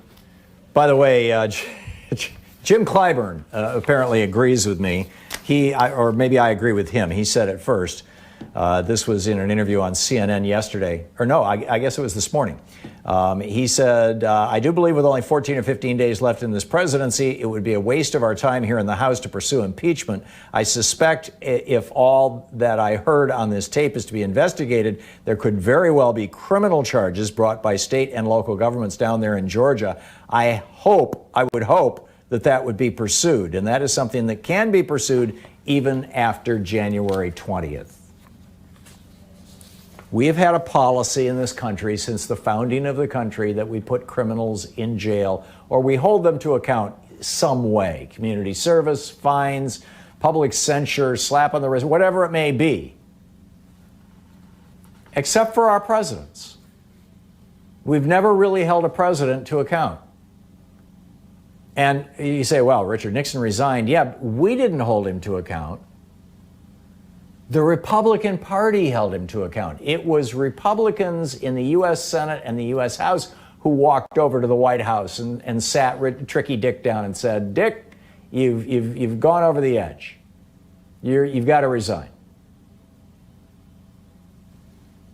But after that, no accountability. He gets to write books and live in San Clemente and have a good old time. Meanwhile, Donald Trump is talking about, well, we don't know, actually. The White House has notified Scotland that the airport right down the road from Aberdeen, which is where the Trump Turnberry golf course is, should expect on January 19th a presidential 747. Yesterday I said I thought it was Air Force Two. I was wrong. Several people pointed this out to me on Twitter, and a couple of people even emailed me. And thank you for, when I get things wrong, I appreciate it when people point it out to me. No need to call me an idiot, but I appreciate it when you point it out to me. That Air Force One is not a specific airplane. Air Force One is the designation given to any airplane that the president happens to be flying in. And so, if it's the 757, well, if Trump's aboard, it'll be Air Force One. Whatever it is, though, they're saying this 757 that, is painted in blue and has the seal and all that stuff, that's expected to arrive in Scotland on January 19th. So the first minister of Scotland, Nicola Sturgeon, says, maybe not. You've got to have an essential reason to come to Scotland, and playing golf isn't one. This is what she said yesterday. Actually, it was this morning, their time. It was the middle of the night, last night, our time. Nicola Sturgeon says, we are not allowing people to come into Scotland without any central purpose right now, and that would apply to him, that's Donald Trump, just as it applies to anybody else. And coming in to play golf is not what I would consider to be an essential purpose. Donald, Scotland doesn't want you. Amazing. Michelle in Denver. Hey, Michelle, what's up? We've been fighting for our rights for 400 years. So to me, it's not about economic stability, because Obama provided a lot of them with more economic stability when he was president. So you got to wonder what the deal is. And really, it's down to race. They want to divide us, and that's basically how they keep us in this status limbo of not having enough, not being enough, including the people they consider white trash. They just buy into it because they're racist as well. And we got to start calling these Trump supporters what they are. They don't care about their economic status. I've listened to interviews. I've seen people say they just don't want us to have equal rights in this country.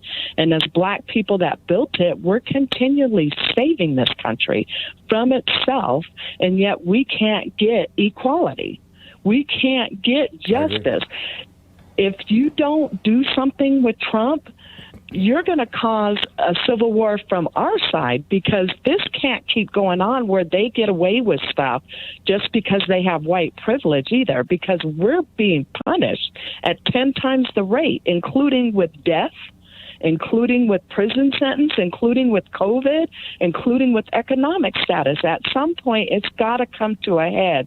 And if we don't start resolving this problem, that's all we're going to have is constant wars within this country, because we're saving this democracy and we're showing up for a country that doesn't care about us, literally doesn't care if we live here today and die tomorrow. And that has to stop. We have to find a way to put people in office that are going to be legitimate people that care about all Americans and want to make sure that black Americans get equality as well. If it includes reparations or whatever else, it needs to include it. Because at this point, what we've had to tolerate for over 400 years is beyond the realm of constant thinking. And we don't even stand for the Constitution. We don't stand for what we say we value: freedom, liberty, justice, happiness for all. And the forefathers were part of that, too. They should have seen that this was going to become an issue because some of them were slave owners. So we've never been counted in this country, and it has to stop. We have to find a way to get good people in office, and we all got to stand up for it. And it can't be blacks doing it anymore, because we have done as much as we can in this country. We showed up. We're at 90% in voting. We can't do it anymore. We need people to advocate on our behalf now and to make sure that things get passed that help every single American, not just the ones with white privilege. I completely agree with you, Michelle. What did I say that caused you to think that I disagreed with any of that? I don't think you disagree. I just happen to believe that no matter what happens in this country, Obama did a good job. He was never recognized for that. He had the longest economic run in the presidential history. Did he get credit for it? So how many of those Americans did he help that supported Trump? How many of those did he help? How many of those had good paying jobs? How many of those people were able to buy a home? How many of those people were able to feel like they had economic wealth in this country? And that's the problem, is it comes down to race with them. And we got to start saying including the Republican Party. Mitch McConnell is a racist. Lindsey Graham is a racist. All of them are racist, and they've worked over generations to get us to this point. Trump is just being used because he will do whatever they want, and he's racist as well as he's thinking about himself, too. So they found their perfect candidate. I agree with all those points, Michelle. The point that I would put on this is that Reaganomics, for 40 years now, we have been in this economic experiment where we are aggressively moving money up to the top 5% of Americans and aggressively basically strip mining the bottom 90% of Americans. And as people of all races, right across the board, become poorer and progressively more and more disempowered and disenfranchised, all the fault lines of society, and race is the largest fault line in our society, but there are others as well, all including gender. Those fault lines not only become more visible, but they also become tools that can be used by people who would exploit those divisions between people and those animosities that come out of those divisions for their own political purposes, which we're seeing Donald Trump doing. And that's why I agree with you on absolutely everything you said. I am a big fan of reparations. We need to correct these past wrongs. And we need to bring back the American middle class, only this time do it in a way that's fully inclusive. And with the economic policies of Reaganism, we will not be able to do that. And that, to your defense of Barack Obama, I largely agree. He had 72 days where he had a veto-proof Senate. That was it. And so it was not within his power to reverse Reaganism. There's no doubt in my mind that he would have wanted to or would have liked to. But I think that that's really a starting point, and obviously, dealing with race head on. I hope I'm making sense. Michelle, I'm sorry, the music has started. Thank you so much for the call. It's great to hear from you. And spot on. It's 45 minutes past the hour. We'll be back.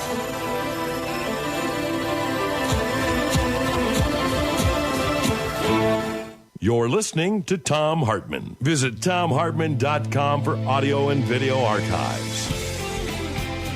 Back with more of your calls in just a moment. Stick around.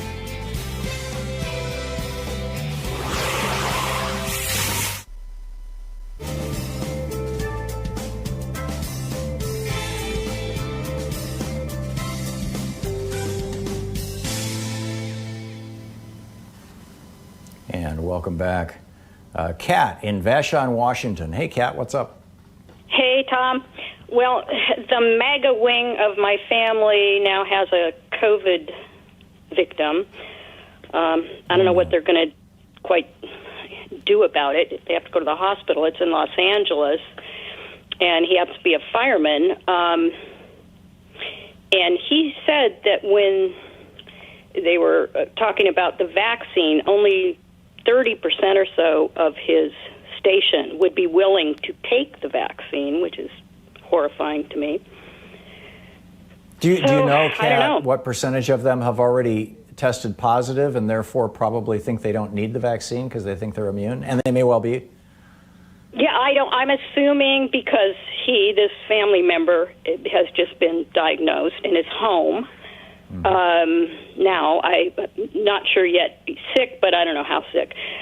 But if he has to go to so I'm assuming they live together, for 3 days at the fire station. So I'm assuming there's going to be a large percentage that also have COVID. But these are the same people who don't believe in it.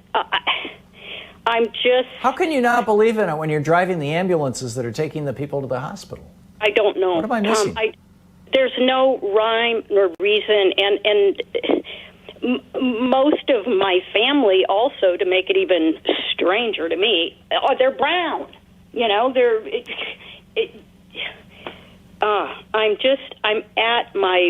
I'm at my wit's end with all this. I don't know how you can't. I was talking to some friends yesterday, or a friend that I've had since junior high school. Same thing.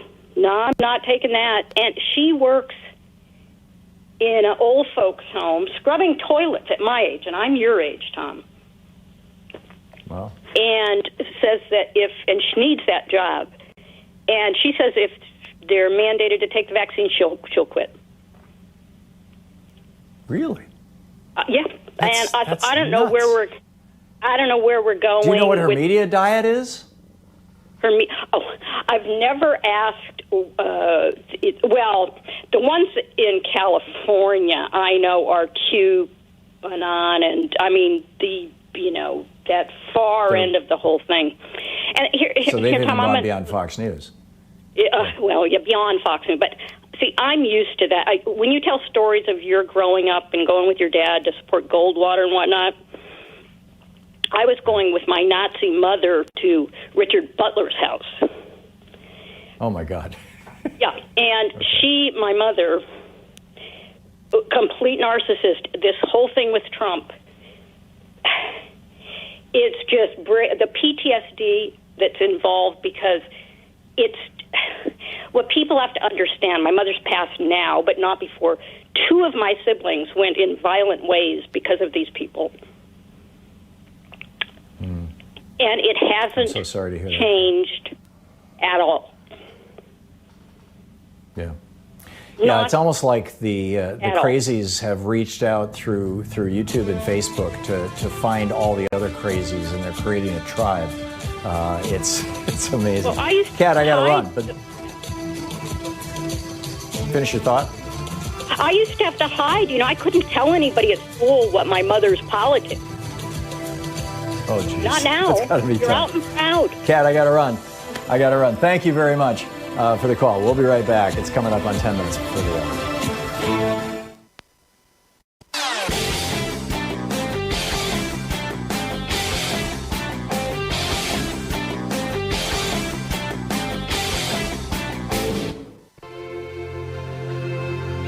Coming up on the Science Revolution is Dr. Edwin C. May for an in-depth interview on how the federal government used ESP to spy on foreign governments.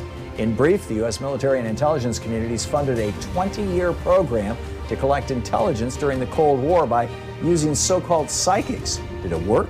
Was it successful? What happened and what can we learn from it? Dr. Edwin C. May also talks about the broader implications of ESP and psychics. Tune into the Science Revolution wherever fine podcasts are found.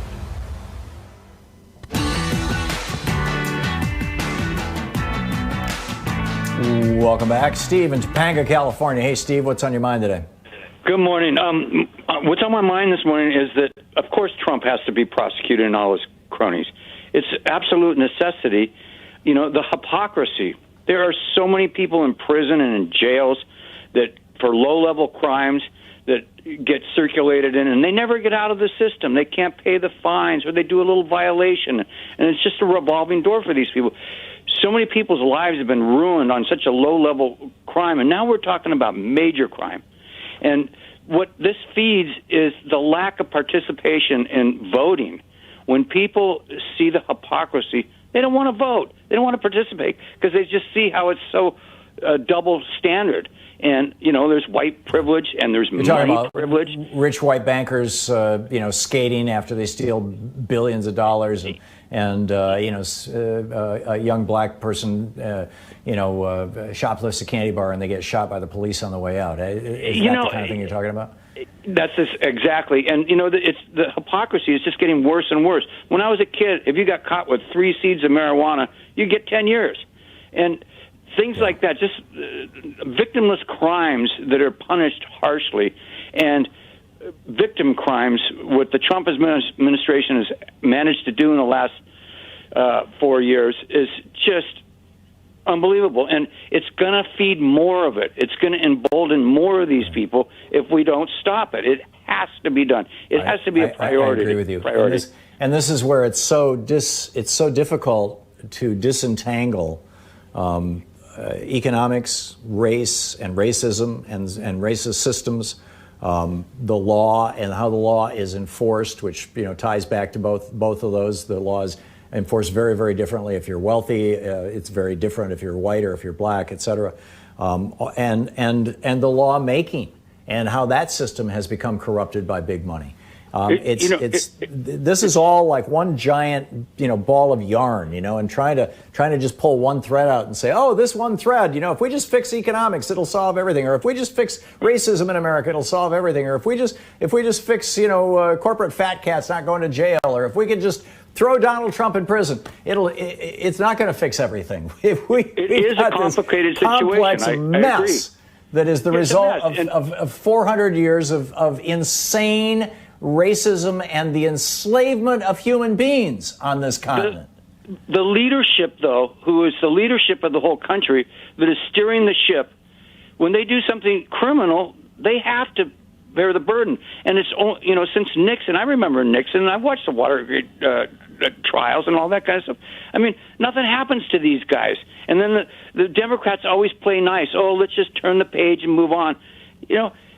But when you get a grifter like Trump, they don't play by the same rules. Yeah. Here's the big fear, and I'm hearing this from the more quote thoughtful conservative types, end quote, the George Wills of the world. Not that George Will specifically said this, but kind of that category of commentator. But I'm already seeing this. I mean, we're already starting to see op-eds saying this. Well, if the Biden administration prosecutes Donald Trump, then when Tom Cotton becomes president, he will prosecute Joe Biden. And that's a road you don't want to go down. You don't want to go down that third world country road of always prosecuting the last guy who was in office for the crimes that they committed, because everybody does things that somebody is going to disagree with, and everybody commits crimes in one way or another. It might just be a little Hatch Act violation, but blah-de-blah-de-blah-de-blah-de-blah. And I completely disagree with that. I do too. That whole worldview. That to prosecute Donald Trump is going to somehow change the character of America. Trump has already changed the character of America, and not prosecuting him ratifies those changes. It says those changes are acceptable. Those changes are the new normal. That's the way it is. When somebody gets power in the White House, if they want to break the law, they get to get away with it. And we've seen now this is the fourth Republican president who has nakedly committed crimes while in office, and three of them, Nixon, actually four of them, Nixon, Reagan, H.W. Bush, and George W. Bush, all committed crimes while in office that we all know about. These are not secrets.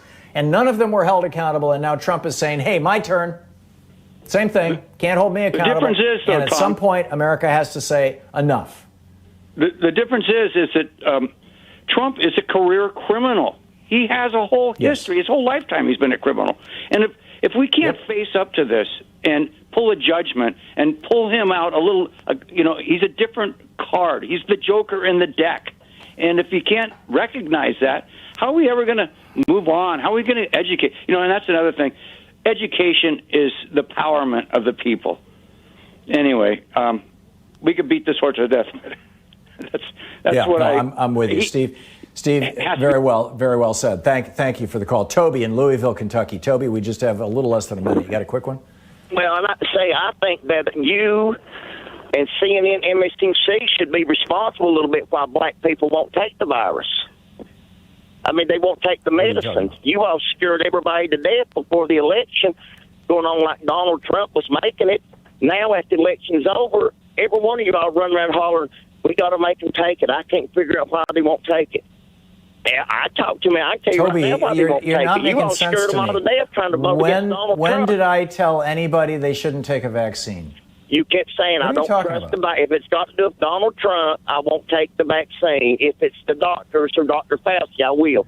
Donald Trump didn't go in no office and make a vaccine. Yeah, anybody with an ounce of sense would say, I'm not going to take medical advice from Donald Trump. A lot of people tried it with hydroxyquinol, whatever it is, and had heart attacks. I mean, Trump's so-called medical advice has killed people. But yeah, I'll listen to Dr. Fauci. I'll listen to the National Institutes of Health. I'll listen to the World Health Organization, and I will take this vaccine if it's available to me. You're listening to Thom Hartmann.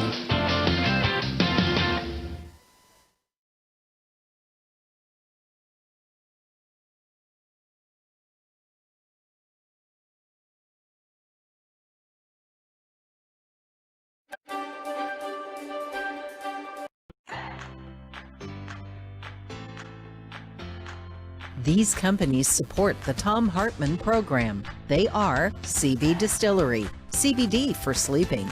More info at cbdistillery.com, code TOM. The Clean Phone Pro phone sanitizer and charger. More info at thenewdealshop.com. ExpressVPN, the VPN that just works. More information at expressvpn.com/Tom. X-Chair, changing the world one seat at a time. More information at xchairtom.com. Bloomsy Box, simply better blooms. More info available at bloomsybox.com, code TOM. And Boll and Branch Sheets, crafted for the common good. More info at bollandbranch.com, code TOM.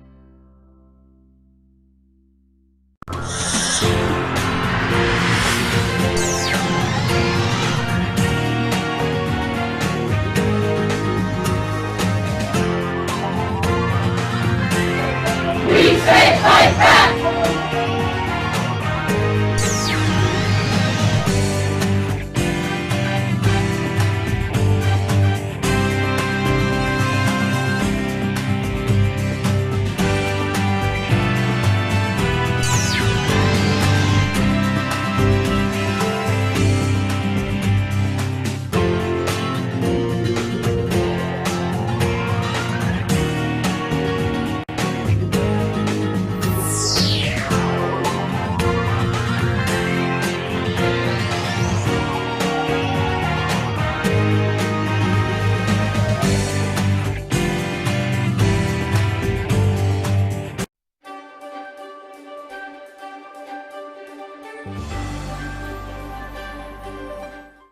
It's the Thom Hartmann University Book Club. Today we're reading from The Undercommons, Fugitive Planning and Black Study by Stefano Harney and Fred Moten.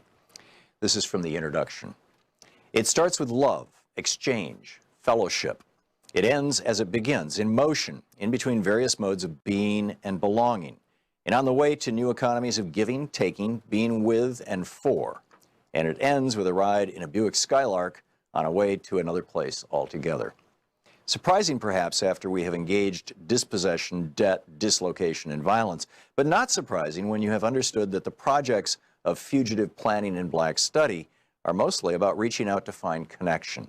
They are about making common cause with the brokenness of being, a brokenness, I would venture to say, that is also blackness, that remains blackness, and will, despite all, remain broken, because this book is not a prescription for repair.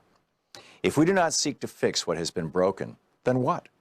How do we resolve to live with brokenness, with being broke, which is also what Moten and Harney called debt?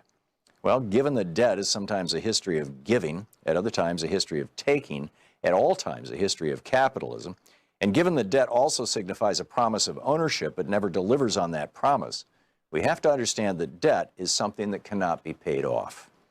Debt, as Harney puts it, presumes a kind of individualized realization to a naturalized economy that is predicated upon exploitation. Can we have, he asks, another sense of what is owed that does not presume a nexus of activities like recognition and acknowledgement, payment and gratitude? Can debt become a principle of elaboration? Moten thinks Moten links economic debt to the brokenness of being in the interview with Stefan Shukatis, who he acknowledges that some debts should be paid and that much is owed, especially to black people, by white people. And yet he says, I also know that it is, that what it is that is supposed to be repaired is irreparable. It can't be repaired. The only thing we can do is tear this stuff down completely and build something new, end of quote. The Undercommons do not come to pay their debts, to repair what has been broken, to fix what has been undone. If you want to know what the Undercommons wants, what Moten and Harney want, what black people, indigenous people, queers, and poor people want, what we, the we who cohabit in the space of the Undercommons want, it is this. We cannot be satisfied with the recognition and acknowledgement generated by the very system that denies A, that anything was ever broken, and B, that we deserve to be the broken part. So we refuse to ask for recognition, and instead we want to take apart, dismantle, tear down that structure right now. That right now limits our ability to find each other, to see beyond it, and to access the places that we know live outside its walls. We cannot say what new structures will replace the ones we live with yet, because once we have torn stuff down, we will inevitably see more and see differently and feel a new sense of wanting and being and becoming. What we want after the break will be different from what we think we want before the break, and both are necessarily different from the desires that issue from being in the dark. Let's come at this by another path. In the melancholic and visionary 2009 film version of Maurice Sendak's Where the Wild Things Are, 1963, Max, the small seeker who leaves his room, his home, his family to find the world beyond, finds a world of lost and lonely beasts, and they promptly make him their king. Max is the first king the wild things have had, whom they did not eat, and who did not, in turn, try to eat them. And the beasts are the first grown things that Max has met, who want his opinion, his judgment, and his rule. Max's power is that he is small while they are big. He promises the beasts that he has no plans to eat them, and that this is more than anyone has ever promised them. He promises them that he will find ways through and around, and will slip through the cracks and re-crack the cracks if they fill up. He promises to keep sadness at bay and to make the world with the wild creatures that roared their terrible roars and gnashed their terrible teeth and rolled their terrible eyes and showed their terrible claws. That Max fails to make the wild things happy or to save them or to make the world with them is less important than the fact that he found them and he recognized in them the end of something and potentially the path to an alternative in his world, or an alternative to his world, excuse me. The wild things were not the utopian creatures of fairy tales. They were the rejected and lost subjects of the world Max had left behind. And because he shuttles between the Oedipal land where his mother rules and the ruined world of the wild, he knows the parameters of the real. He sees what is included and what is left out. And he is now able to set sail for another place, a place that is neither the home he left nor the home to which he wants to return.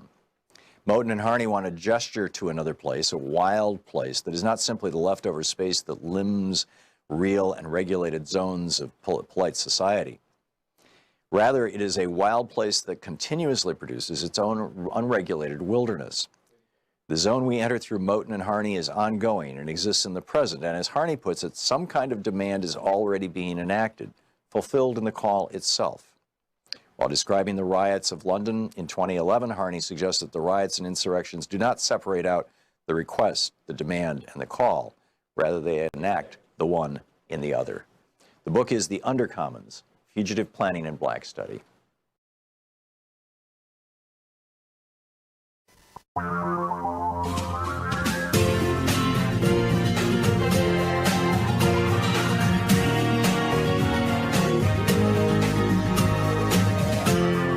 This is the Thom Hartmann Program.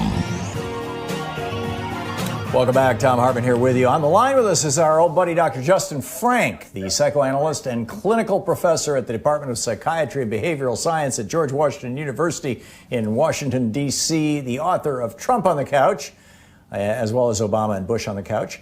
His Twitter handle is Justin Frank MD, spelled just like it sounds. Dr. Frank, welcome back. I'm wondering if you could give us a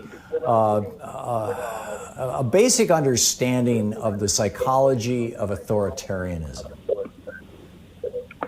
Well, first of all, the psychology of authoritarianism begins in childhood, where the child internalizes powerful parental figures and makes them part of themselves. And one way of thinking about those internal figures, like, for instance, of a father or a mother, is that they can be called totalitarian objects or totalitarian parts of the self. And so what happens in childhood is that, for instance, during toilet training, if you have a very cruel mother or even a normal mother, you may experience that person as demanding and like a totalitarian person who insists that you go in the toilet and not in a diaper. So over time, a child internalizes these totalitarian figures, and we all have them. We all have them. So the authoritarian personality, in a way, begins at home in all of us. when our parents are about 5 or 6, well, we're about 5 or 6, our parents, when we're about 5 or 6, our parents become people that we can see in perspective. We meet teachers, we meet other adults, and so we get a little bit, at times, either disillusioned or have perspectives. But the totalitarian object persists and exists inside of us. And that object has certain qualities that are very important fundamental qualities, because the totalitarian object affects our thoughts, our feelings, and our actions. So we all have that. We learn about not making a scene when we're adults, or when we're a kid. We learn about controlling our actions. We learn about not doing this, not doing that, a lot of negatives. But a totalitarian object that's inside of us is the precursor for authoritarianism. People who, in terms of Donald Trump, hello? Go ahead. No, I'm sorry. Finish your thought. I thought you had finished your. No, you go ahead. I'm finished. Well, how does that tie into fear? Generalized anxiety or generalized fear, or a sense of lack of control. I've read articles, literature, whatever, suggesting, for example, that Hitler's child rearing techniques of beat your children basically led to a totalitarian mindset among German people who grew up during that era. Is that all tied into what you were just describing? And is that real? Yes, it is real. I mean, there are cruel parents who dominate, and then the child internalizes that as an internal totalitarian object. So, for instance, in the case of Donald Trump, his father was very much of a tyrant. Fred Trump controlled everything in the family, made everybody come to dinner at 6:30, had people sit in certain places, don't make any mistakes. He was very tyrannical. Donald Trump internalized that figure. And part of the reason you internalize it is because it's what you know, but part of it is to protect yourself. Because if you can identify with the person who's potentially injuring you, you can become, in your mind, stronger and more competent and more able to stand up to that figure. So Trump became very much of a mirror of his father as a totalitarian and as an authoritarian. But I don't know if that's... Yeah, no, I think it's brilliant. How does that tie into the people who are going to be showing up in Washington, D.C. tomorrow, and they're trying to figure out how to smuggle guns into town and all this kind of stuff? What brings about that kind of a personality or mentality? All those people have a similar kind of authoritarian figure and inside. We all do. You and I, even, as nice as we are, we have some of that inside of us. And so what happened with Trump is that he tapped into people's resentment and rage, and in an authoritarian way made people feel understood, known, accepted, and they became devoted to him. Just like he said, he could walk down Main Street and shoot somebody and he wouldn't lose any votes. He'd gain votes because he is an authoritarian figure who you feel protected by. What he did probably, the way I think about it is that a father, when his child is 2 or 3, tells a terrible, frightening story to the kid, then puts him to bed, and the kid is scared to death, and then he has nightmares and screams, and the father comes in and turns out on the light and says, I will help you, I will protect you. He's done the whole thing. He's scared the person, and then he's rescued the person. Instead of what a healthier father would do is say, here's a flashlight. Next time you have a nightmare, turn it on yourself, and you can take care of your nightmares. But everybody yearns for some kind of totalitarian figure when we're frightened, scared, feeling helpless and powerless.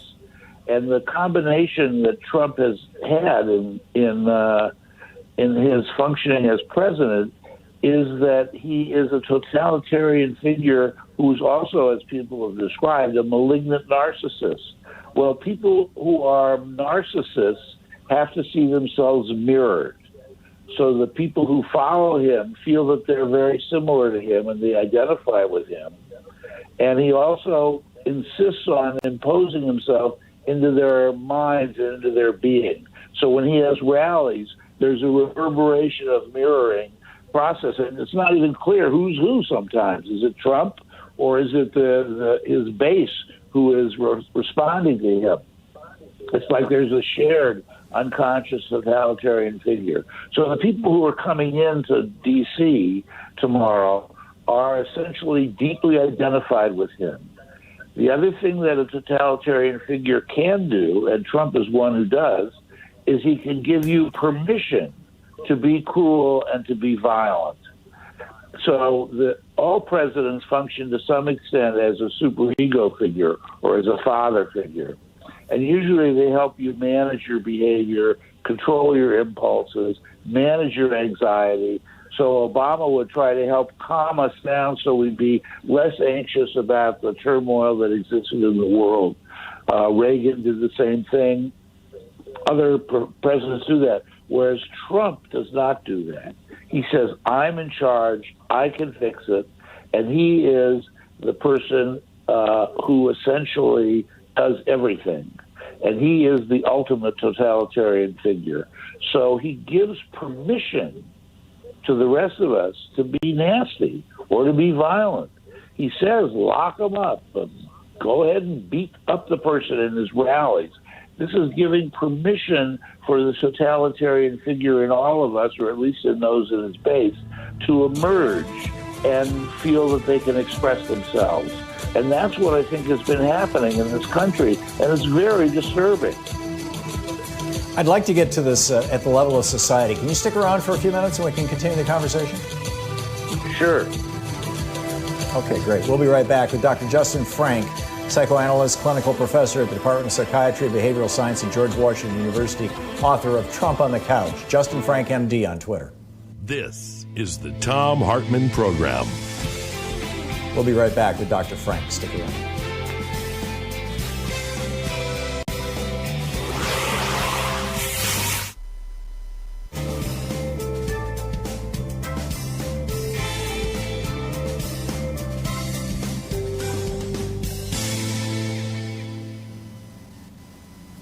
And welcome back. So, Dr. Frank, when our commercial stations rejoin us in 4 minutes, although we're still live on our non-commercial stations, I'd like to get into the societal aspect of this and what do we do about it. But I saw something the other day that I thought gave me an insight into the Trump family, and that may hold lessons with regard to this whole thing. I don't know if you saw this clip of Don Jr., where Kimberly Guilfoyle, his girlfriend, was standing there with him, and they asked him a question about her, and he made some depreciating or even derogatory remarks about her, and then kind of joked, saying, you know, you got to keep them off balance, or you've got to put them in their place from time to time, otherwise they don't really love you.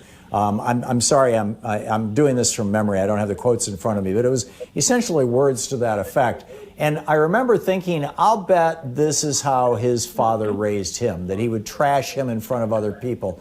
And I wonder what this is doing to Kimberly Guilfoyle, first of all. And number two, I wonder what it is telling the people who are followers of Don Jr.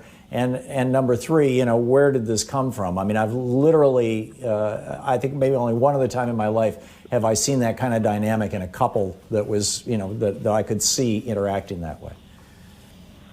Well, first of all, the behavior of Don Jr. is very much like his father. And it not only is a power position, it's a defensive use of contempt towards women. And part of that has to do with a deep unconscious fear of one's own mother or of women. In fact, Trump wrote about it in a couple of his books, that women really are much more powerful than men. And he said that in several different books. And it has to do with the power for him of their sexuality, but I think it's the power of the fact that they can invite a person to need them. And a powerful autocrat is against needing anybody. The unconscious part is that he has to be mirrored all the time. So that's the first thing. It is one of the characteristics of the totalitarian figure is that they don't respect boundaries. So they don't respect the individual boundaries of the other person because the other person has to do whatever they want. So they don't have compassion, as we've seen with Trump, but they also insist on total obedience and loyalty. And it has to do with a fear of differentiation, that if the person you're controlling is at all different from you, they might revolt and rebel against you. So they have to constantly do things exactly the way you want them to. So they become totalitarian in a way that is very controlling and demanding, to the extent that you actually, a malignant narcissist and totalitarian begins to try to take over the other person's mind. So it inhibits or eliminates maturation. It eliminates curiosity, the capacity to differentiate or at all become a separate person psychologically. You have to be the same. And Trump has never changed from that. I'm not sure if that's answering. Yeah, no, thank you. You illuminated that for me. I appreciate it. It's coming up on 20 minutes past the hour. We'll be back with Dr. Justin Frank, author of Trump on the Couch. His Twitter handle, Justin Frank, MD. We'll be back right after this.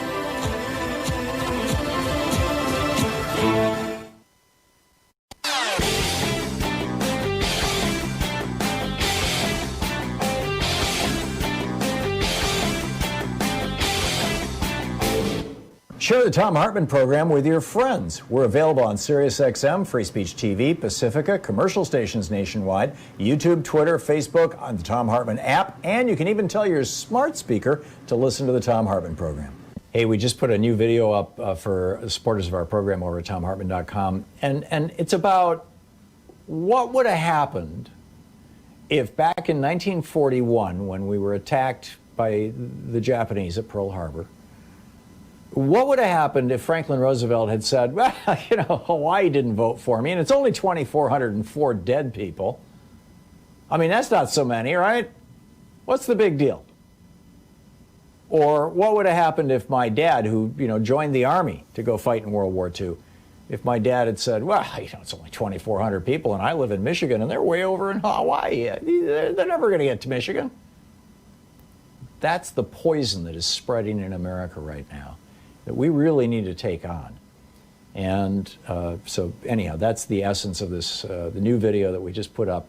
You can find it over at ThomHartmann.com, and I think you'll find it fascinating. Thank you for your support.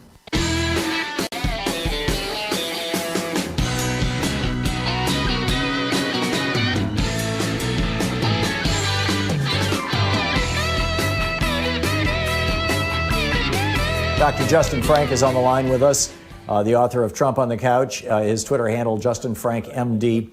Dr. Frank, what do we do about this at the level of society, at the level of culture? I mean,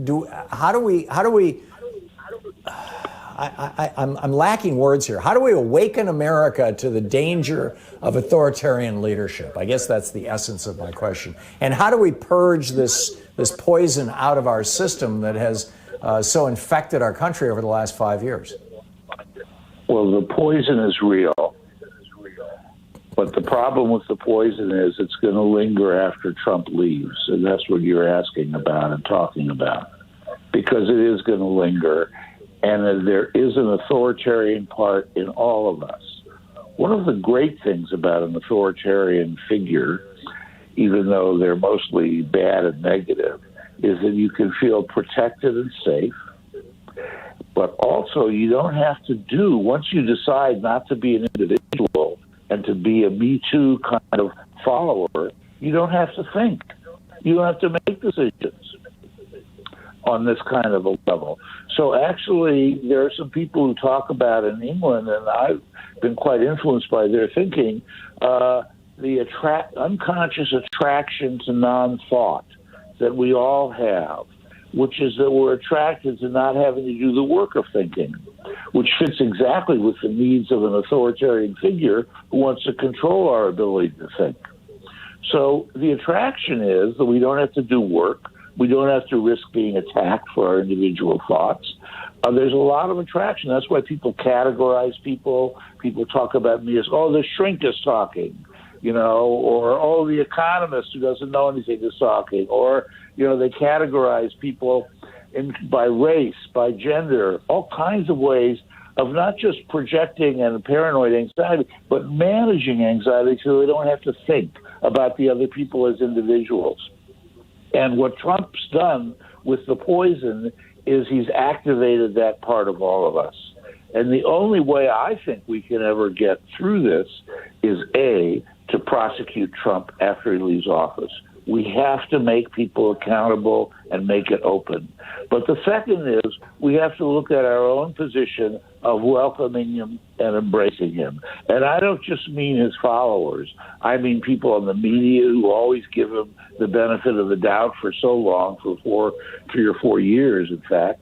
We have to look at the fact that there's a part of him that makes us feel comfortable. We can talk about his lying, and everybody lists all of his lies, and that makes us feel superior and how bad he is. But that's a form of not having to think about what the lies are. And the issue is, how can we think about what the lies are? And that's a very hard thing to do. And I think that one of the one of the powerful things about a narcissistic leader is that they don't allow you space to think. So that really fits with our own attraction to not having to think.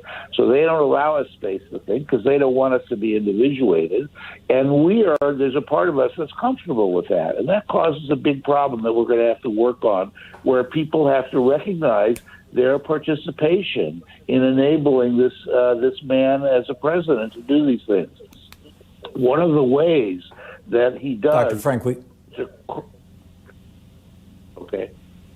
No, finish your thought. My apologies. We have a one of the things he has in his arsenal is all the tweeting. What tweeting does in a massive way is it interferes with our ability to think because we're constantly bombarded. So we have no time to sit and think about a particular tweet because more are coming. And that's exactly a technique that an authoritarian dictator has and that a malignant narcissist has. And it's a brilliant technique, but we comply with it. I'll stop there. We just have 1 minute left. How is this different from breaking up with a cult leader? Don't we need cult deprogramming? Yes, but we can't deprogram ourselves unless we learn how we have been programmed, and part of the programming is something of our own making, because we do have an internal yearning for somebody to protect us and make us feel safe. That's part of being a child, and that part doesn't go away. So I think that it's not so much deprogramming as facing who we are, and that's going to be a hard thing to do, because it requires a lot of work on the part of teachers, on the part of educators, on the part of the media to help us start taking responsibility for how we've contributed to this. I used to talk about all of us have some version of an inner Trump, and we all do in some ways, except maybe for you, Tom. I don't know, but we all do. I have no exception. Dr. Frank, it's always great talking with you. Thank you so much for dropping by today. Thank you. You're the best. Dr. Justin Frank, his book, Trump on the Couch, and you can tweet him at Justin Frank, MD. We'll be right back. You're listening to the Thom Hartmann Program. Call 202-808-9925. Back with more of the news of the day and your calls in just a moment. It's coming up on 28 minutes past the hour.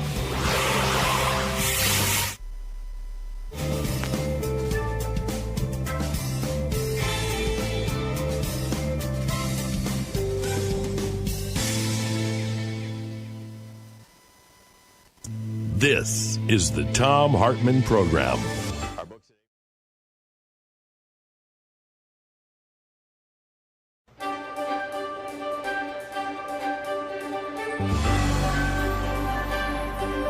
Our book today in the Thom Hartmann Book Club is Cokeland, The Secret History of Coke Industries and Corporate Power in America by Christopher Leonard. This is from the preface. On May 18th, 1981, 4 Wall Street bankers traveled to Wichita, Kansas. They went there to make an offer to Charles Koch, the CEO of an obscure mid-size energy company. The bankers from Morgan Stanley wanted to convince Koch to take his family's company public, offering shares for sale on the New York Stock Exchange. Their deal was squarely in line with the conventional wisdom of corporate America at the time. Going public was seen as a natural progression for companies like Koch Industries, offering them access to big pools of money and promising enormous paydays for the existing team of executives.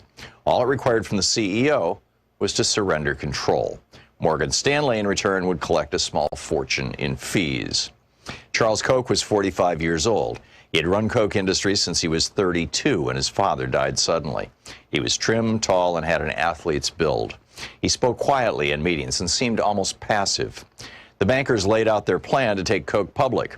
They revealed what, to most executives at least, might have been the most significant detail. If Charles Koch agreed to the deal, he could earn $20 million overnight. The bankers seemed incredulous when they prepared a confidential memo about Koch's reaction. He does not want this cash, the memo reported. Charles Koch calmly explained to them why their offer made no sense. His company was breathtakingly profitable. It operated in vital, deeply complex corners of the American energy industry. During the 1980s, Koch Industries was the largest purchaser and transporter of U.S. crude oil. It owned an oil refinery. It employed teams of commodity traders who bought and sold a wildly diverse menu of raw materials and financial products, from gasoline to paper futures contracts. This might have encouraged most CEOs to take their company public. Koch Industries, however, did not want outsiders to know how much money its traders were earning. Taking the company public would expose too many of its secrets.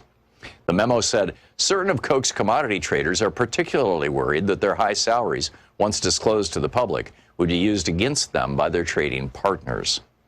Secrecy was a strategic necessity for Koch Industries. Charles Koch did not want to surrender it. He also didn't want to surrender control. He had a specific, clear vision of how to run his company, and he didn't need Wall Street investors to interfere. If the bankers expected Charles Koch to go along with the conventional wisdom of their time, then they, like so many outsiders, did not understand him. Beneath his low-key veneer, Charles Koch was, at his core, a fighter. He had unmovable ideas about how things should be, and he did not back down when challenged. When he was challenged by his own brothers for control of Koch Industries, he fought them in a bitter legal battle that lasted decades. When he was challenged by members of a powerful labor union during his first years as CEO, he fought them even as they committed an act of industrial sabotage that nearly destroyed Koch's oil refinery. When the FBI and the U.S. Department of Justice launched a criminal investigation into Koch Industries' oil gathering business, Charles Koch fought them with every legal and political tool at his disposal. When a liberal Congress and President Barack Obama sought to impose regulations on the fossil fuel industry to control greenhouse gas emissions, Charles Koch fought them in ways that changed U.S. politics. In each of these fights, Charles Koch prevailed.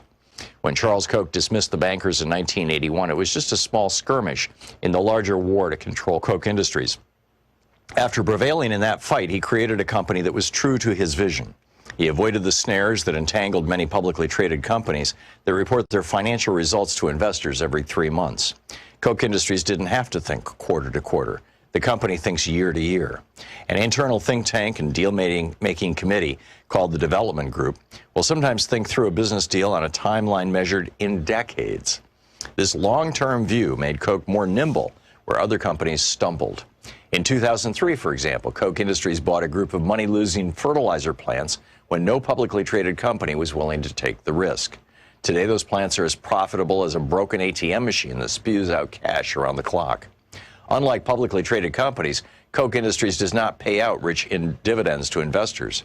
Charles Koch insists on reinvesting at least 90% of the company's profits, fueling its constant expansion. This strategy laid the foundation for decades of continuous growth. Coke Industries expanded continuously by purchasing other companies and branching out into new industries. It specialized in the kind of businesses that are indispensable to modern civilization, but which most consumers never directly encounter. The company is embedded in the hidden infrastructure of everyday life. Millions of people use Coke's products without ever seeing Coke's name attached. Coke refines and distributes fossil fuels, from gasoline to jet fuel, on which the global economy is dependent. Coke is the world's third largest producer of nitrogen fertilizer, which is the cornerstone of our modern food system. Coke makes the synthetic materials used in baby diapers, waistbands, and carpets. It makes the chemicals used for plastic bottles and pipes. It owns Georgia Pacific, which makes the wall panels, beams, and plywood required to build homes and office buildings. It makes napkins, paper towels, stationery, newspaper, and personal hygiene products. Coke Industries owns a network of commodities trading offices in Houston, Moscow, Geneva, and elsewhere, which are the circulatory system of modern finance. The book, Cokeland, by Christopher Leonard.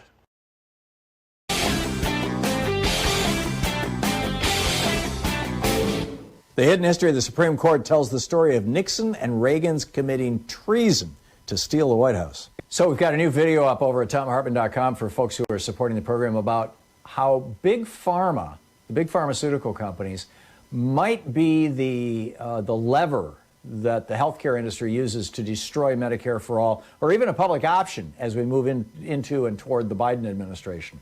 And how do they do that? Well, they're spending $30 billion a year on advertising.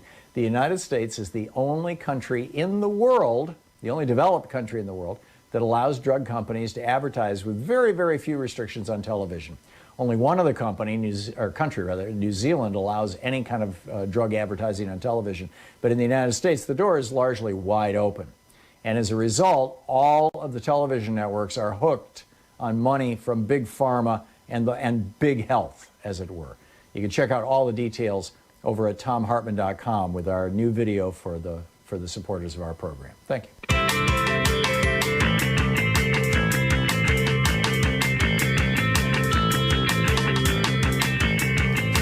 And welcome back. Thom Hartmann here with you and David in Spotswood, New Jersey. Hey, David, what's on your mind today?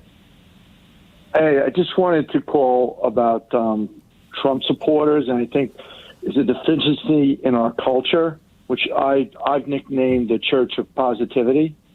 It's reeled its head in history. For instance, in the 1890s, it was thought that if people thought positively about getting well, that it would cure their illness. The problem with the Church of Positivity is that if you're not allowed to process negative information, then you're suspect to conspiracy theories. Because if you can't have negative information and you can't have negative thoughts, then you have to get your sense of agency, you need to have to believe in conspiracies. And I think culturally, as a society, if we're going to get out of this, people have to get better jobs, and there has to be cultural education or media, or people have to speak out that, hey, it's okay to to be sensitive or empathetic to others, that negative things do happen, and then maybe people could be more empathetic towards racism. But I think this what I call the Church of Positivity, which you see it in Trump's speeches, you see it on Fox News. They say that liberals are negative. Don't be a negative thinker. I think all these things are creating a roadblock in people that would otherwise be more sympathetic and empathetic to people. Yeah, there was a philosopher in the late 1800s in France, I believe. I think his name was something like Émile Curé or something like that. Who had this, it became a little cult following him, where you'd stand and look in a mirror and say to yourself, every day in every way I am getting better. And you do that 10 times every morning and every night. And it was supposed to, improve all kinds of things. And it was a huge fad. But I don't see how that is leading us to Trump or Trumpism. What am I missing? If you ever watch a right-wing talk show, they espouse negativity. They say that the liberals are negative on America and we need to own the libs. Yeah, that's just projection because they're negative. Right, but I'm just saying they literally don't conceptualize negative thoughts, and they don't allow themselves negative thoughts, which leads to, and then because you don't have negative thoughts, a human being needs sense of agency or control over their lives, so they open themselves up to conspiracies. Yeah. I understand now what you're saying, David. My personal take on where conspiracy theories come from is that they are simply a variation on both science and religion, which is an attempt to explain things we don't understand and things that we can't directly know from personal experience, directly experience and say, aha, this is why this is such. And so, we develop theories. I mean, you could argue that religion is a conspiracy theory, that the Odin and Thor throwing lightning bolts down at people in Norway back in the day. That was an attempt to explain why lightning came out of the sky and occasionally killed somebody or caught a house on fire. Oh, it must be the gods. And I'd say in a lot of ways, religion is simply an attempt to explain things that for much of human history we didn't understand. And to this day, some of which we don't understand. But in a lot of ways, religion has been replaced by science, where science comes along and says, well, here's what it is. It's, the friction of air molecules creating static electricity. And that's what lightning is a giant static electricity burst.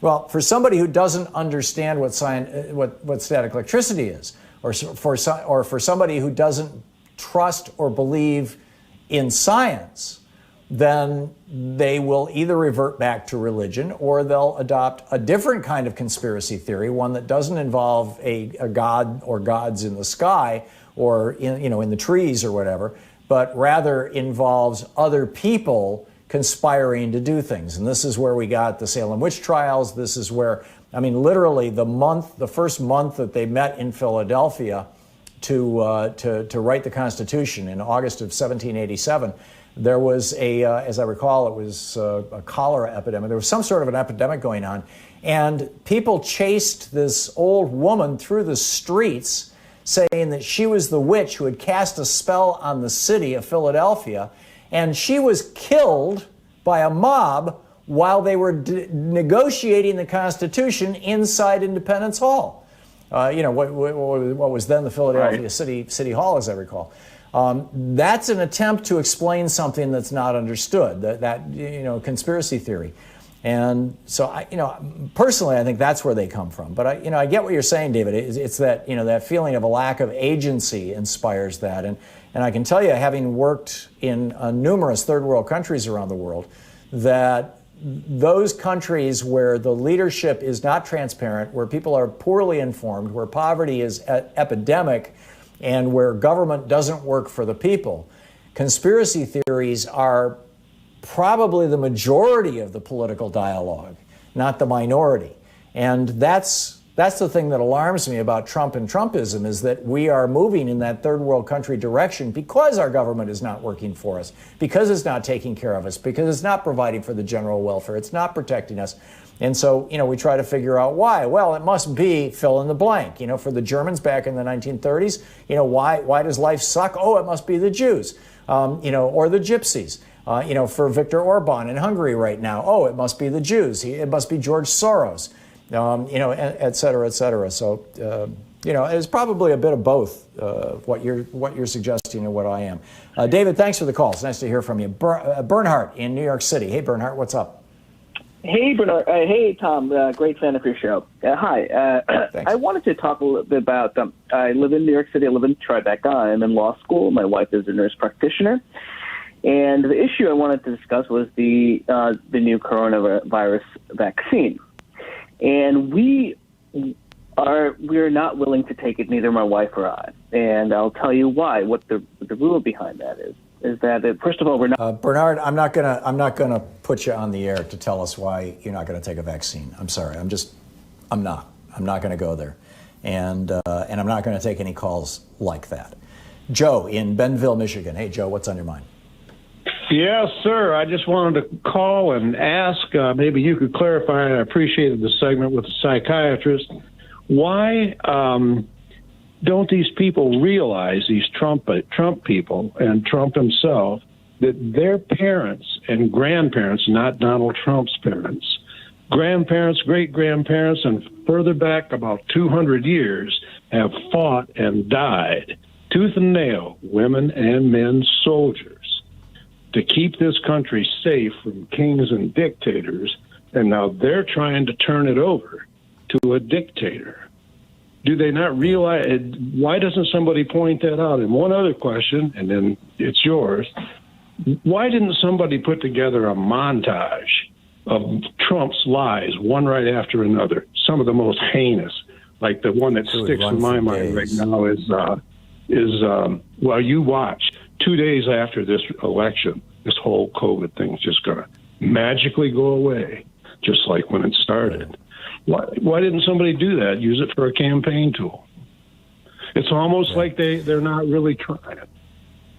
I think that the Biden campaign didn't do that because they didn't want. They were concerned that a certain percentage of people would view that as validation. When you repeat Trump's lies, some people go, "Oh, that must be the truth. It just got repeated." Broadly speaking. And I think that the reason why people are not saying, "Hey, Trump is trying to become a dictator. He's behaving like a dictator. We fought dictators. We got to put an end to this." I think the reason is what Dr. Frank was talking about. He was suggesting, and this is my interpretation of what he said, not specifically what he said, but basically he was suggesting that these people who are going to show up in Washington, D.C. tomorrow with their swastikas and their Confederate flags and all this kind of stuff are actually terrified children. And they view Donald Trump as the big daddy figure who is going to protect them.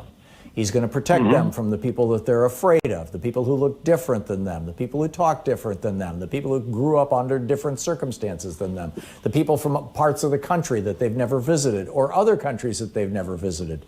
That Donald Trump is going to keep them safe somehow. And so what we're going to be seeing in Washington, D.C. tomorrow is fear on parade. And that's a very real human emotion. And that's ties back into my point that when government doesn't care for people, they try to figure out, well, who is going to care for me? Or why isn't government caring for me? And this is what leads to these weird conspiracy theories. And then out of those conspiracy theories comes some leader who says, those conspiracy theories are all correct, and I'm the one who can save you, which is exactly what Donald Trump has been doing. You're listening to Thom Hartmann. Visit thomhartmann.com for audio and video archives. 45 minutes past the hour. More of your calls in just a moment. It's the Thom Hartmann Program, defending America from the weapons of mass deception.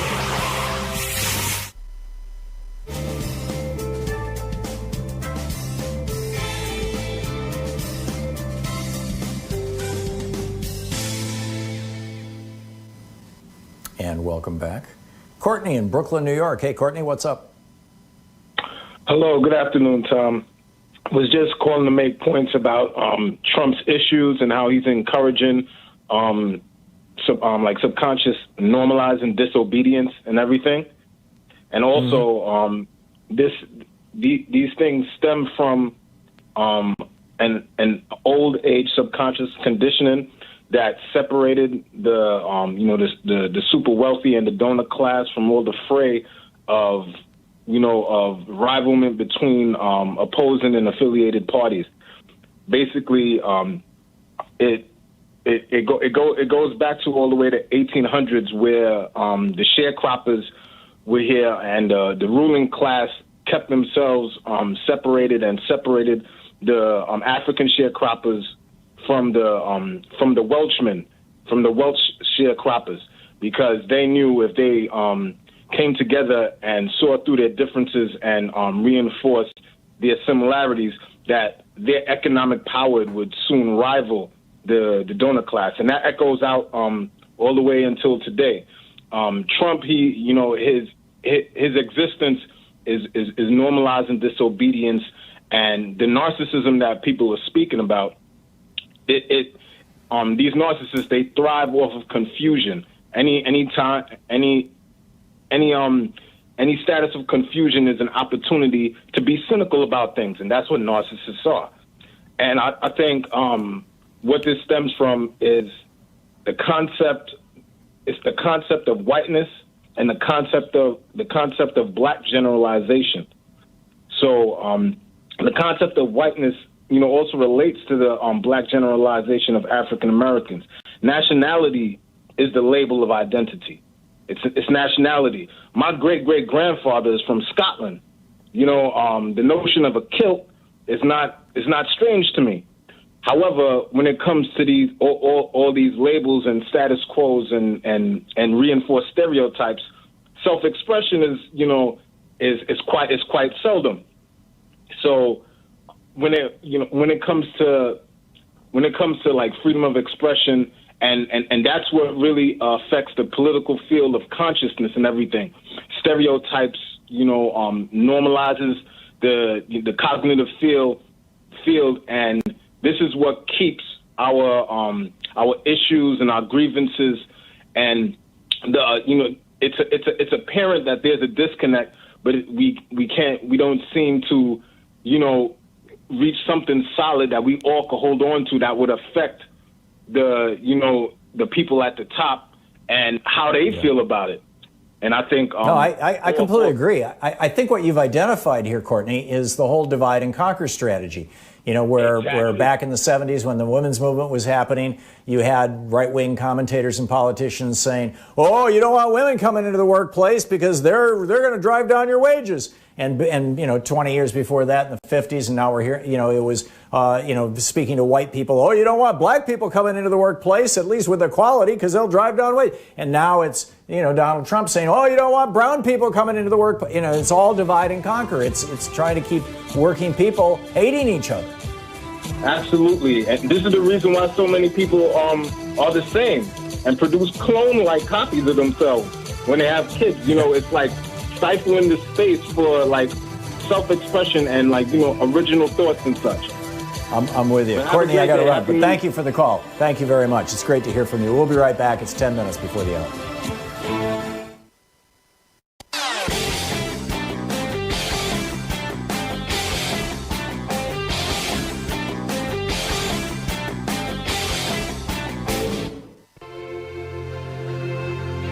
Coming up on the Science Revolution is Dr. Edwin C. May for an in-depth interview on how the federal government used ESP to spy on foreign governments. In brief, the U.S. military and intelligence communities funded a 20-year program to collect intelligence during the Cold War by using so-called psychics. Did it work? Was it successful? What happened and what can we learn from it? Dr. Edwin C. May also talks about the broader implications of ESP and psychics. Tune into the Science Revolution wherever fine podcasts are found.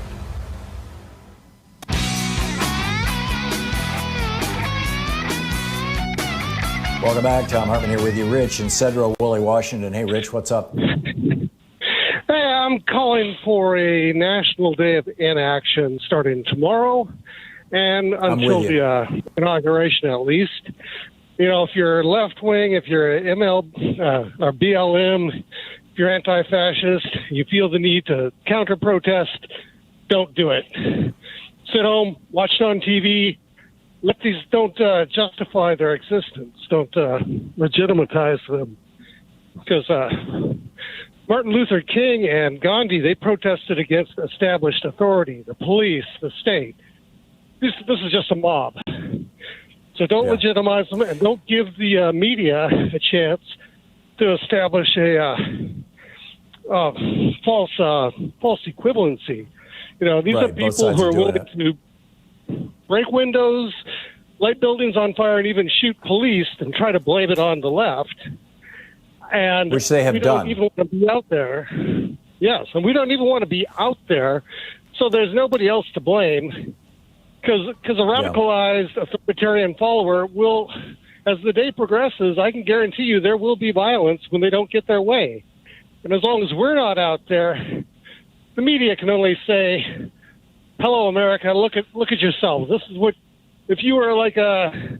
Well, this is what happened a few weeks ago when they were attacking the black churches and tearing signs off them and burning them in the streets. The thing that this one leader got arrested for yesterday. When you're training dogs, when you learn to train a dog, one of the things you learn is one of the things that really kind of freaks out dogs is if you turn your back on them and just shun them, essentially.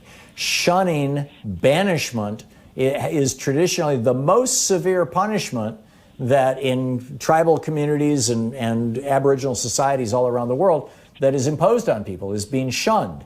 And because shunning, if you engage somebody, you're essentially saying, okay, I get what you're saying, I disagree with what you're saying, and I will do battle with you over it. But if you shun them, essentially what you're saying to them is, you're not even worth bothering with. And I'm with you, Rich. I would, but although I get that there are people on our side who want to have a fight as well, and they are going to show up, and it is probably going to get messy. But if I was king, I would be looking at it the way that you're talking about. I'm not, and and maybe I'm wrong, but go ahead. In the spirit of Robespierre, let the devolution eat itself.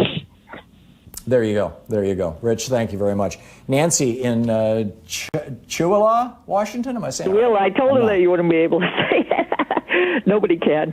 Chewilla, Washington. And I lived in Brooklyn in the 70s and 80s. My mom was dating our mafia landlord. And he used to come with showing pictures of him shaking hands with politicians and judges. And he talked about, we're not, when the neighborhood was Italian, we're just selling the drugs to the blacks and the Puerto Ricans. We don't worry about it. But then, politicians came and went. The neighborhood stayed the same. Mob boss changed. They moved the red line past us, and they allowed the Puerto Ricans in, and then they poured drugs into the neighborhood. And now these kids were my friends, and I'm watching them one by one, get killed from that. And the thing is, New York under Democrats was just as bad, because there's a lot of Democrats that think like Trump does, but they say the right things to get elected. I mean, there were families dying in city-owned buildings because there was no heat and the water pipes burst, and they got fires from using the Nancy, I don't think anybody is arguing that corruption is exclusively a Republican disease. Is that your point, you have to watch that there are corrupt Democrats as well? Pardon?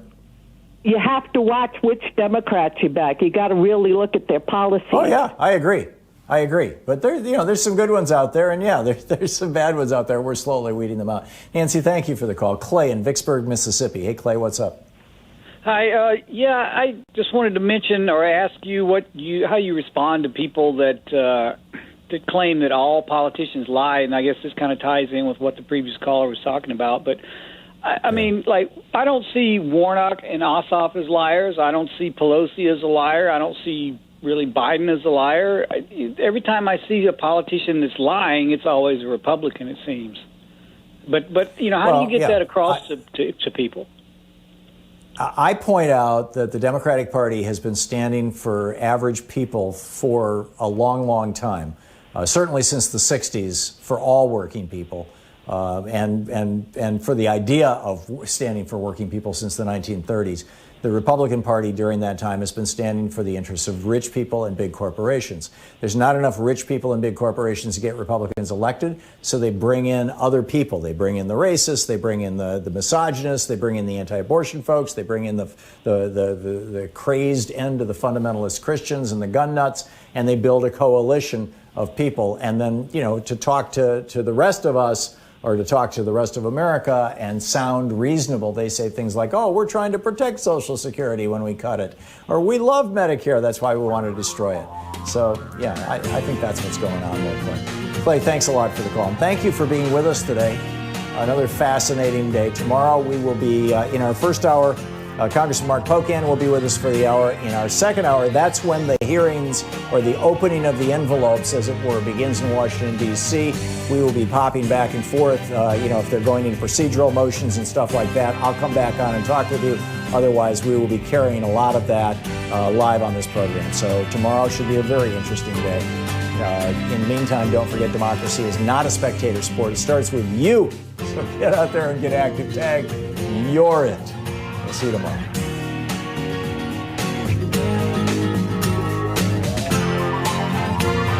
You've been listening to Thom Hartmann. For audio and video archives, visit thomhartmann.com.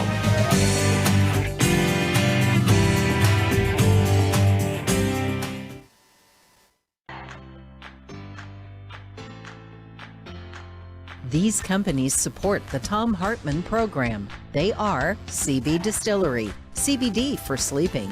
More info at cbdistillery.com, code TOM. The Clean Phone Pro phone sanitizer and charger. More info at thenewdealshop.com. ExpressVPN, the VPN that just works. More information at expressvpn.com/Tom. X-Chair, changing the world one seat at a time. More information at xchairtom.com. Bloomsy Box, simply better blooms. More info available at bloomsybox.com, code TOM. And Boll & Branch Sheets, crafted for the common good. More info at bollandbranch.com, code TOM.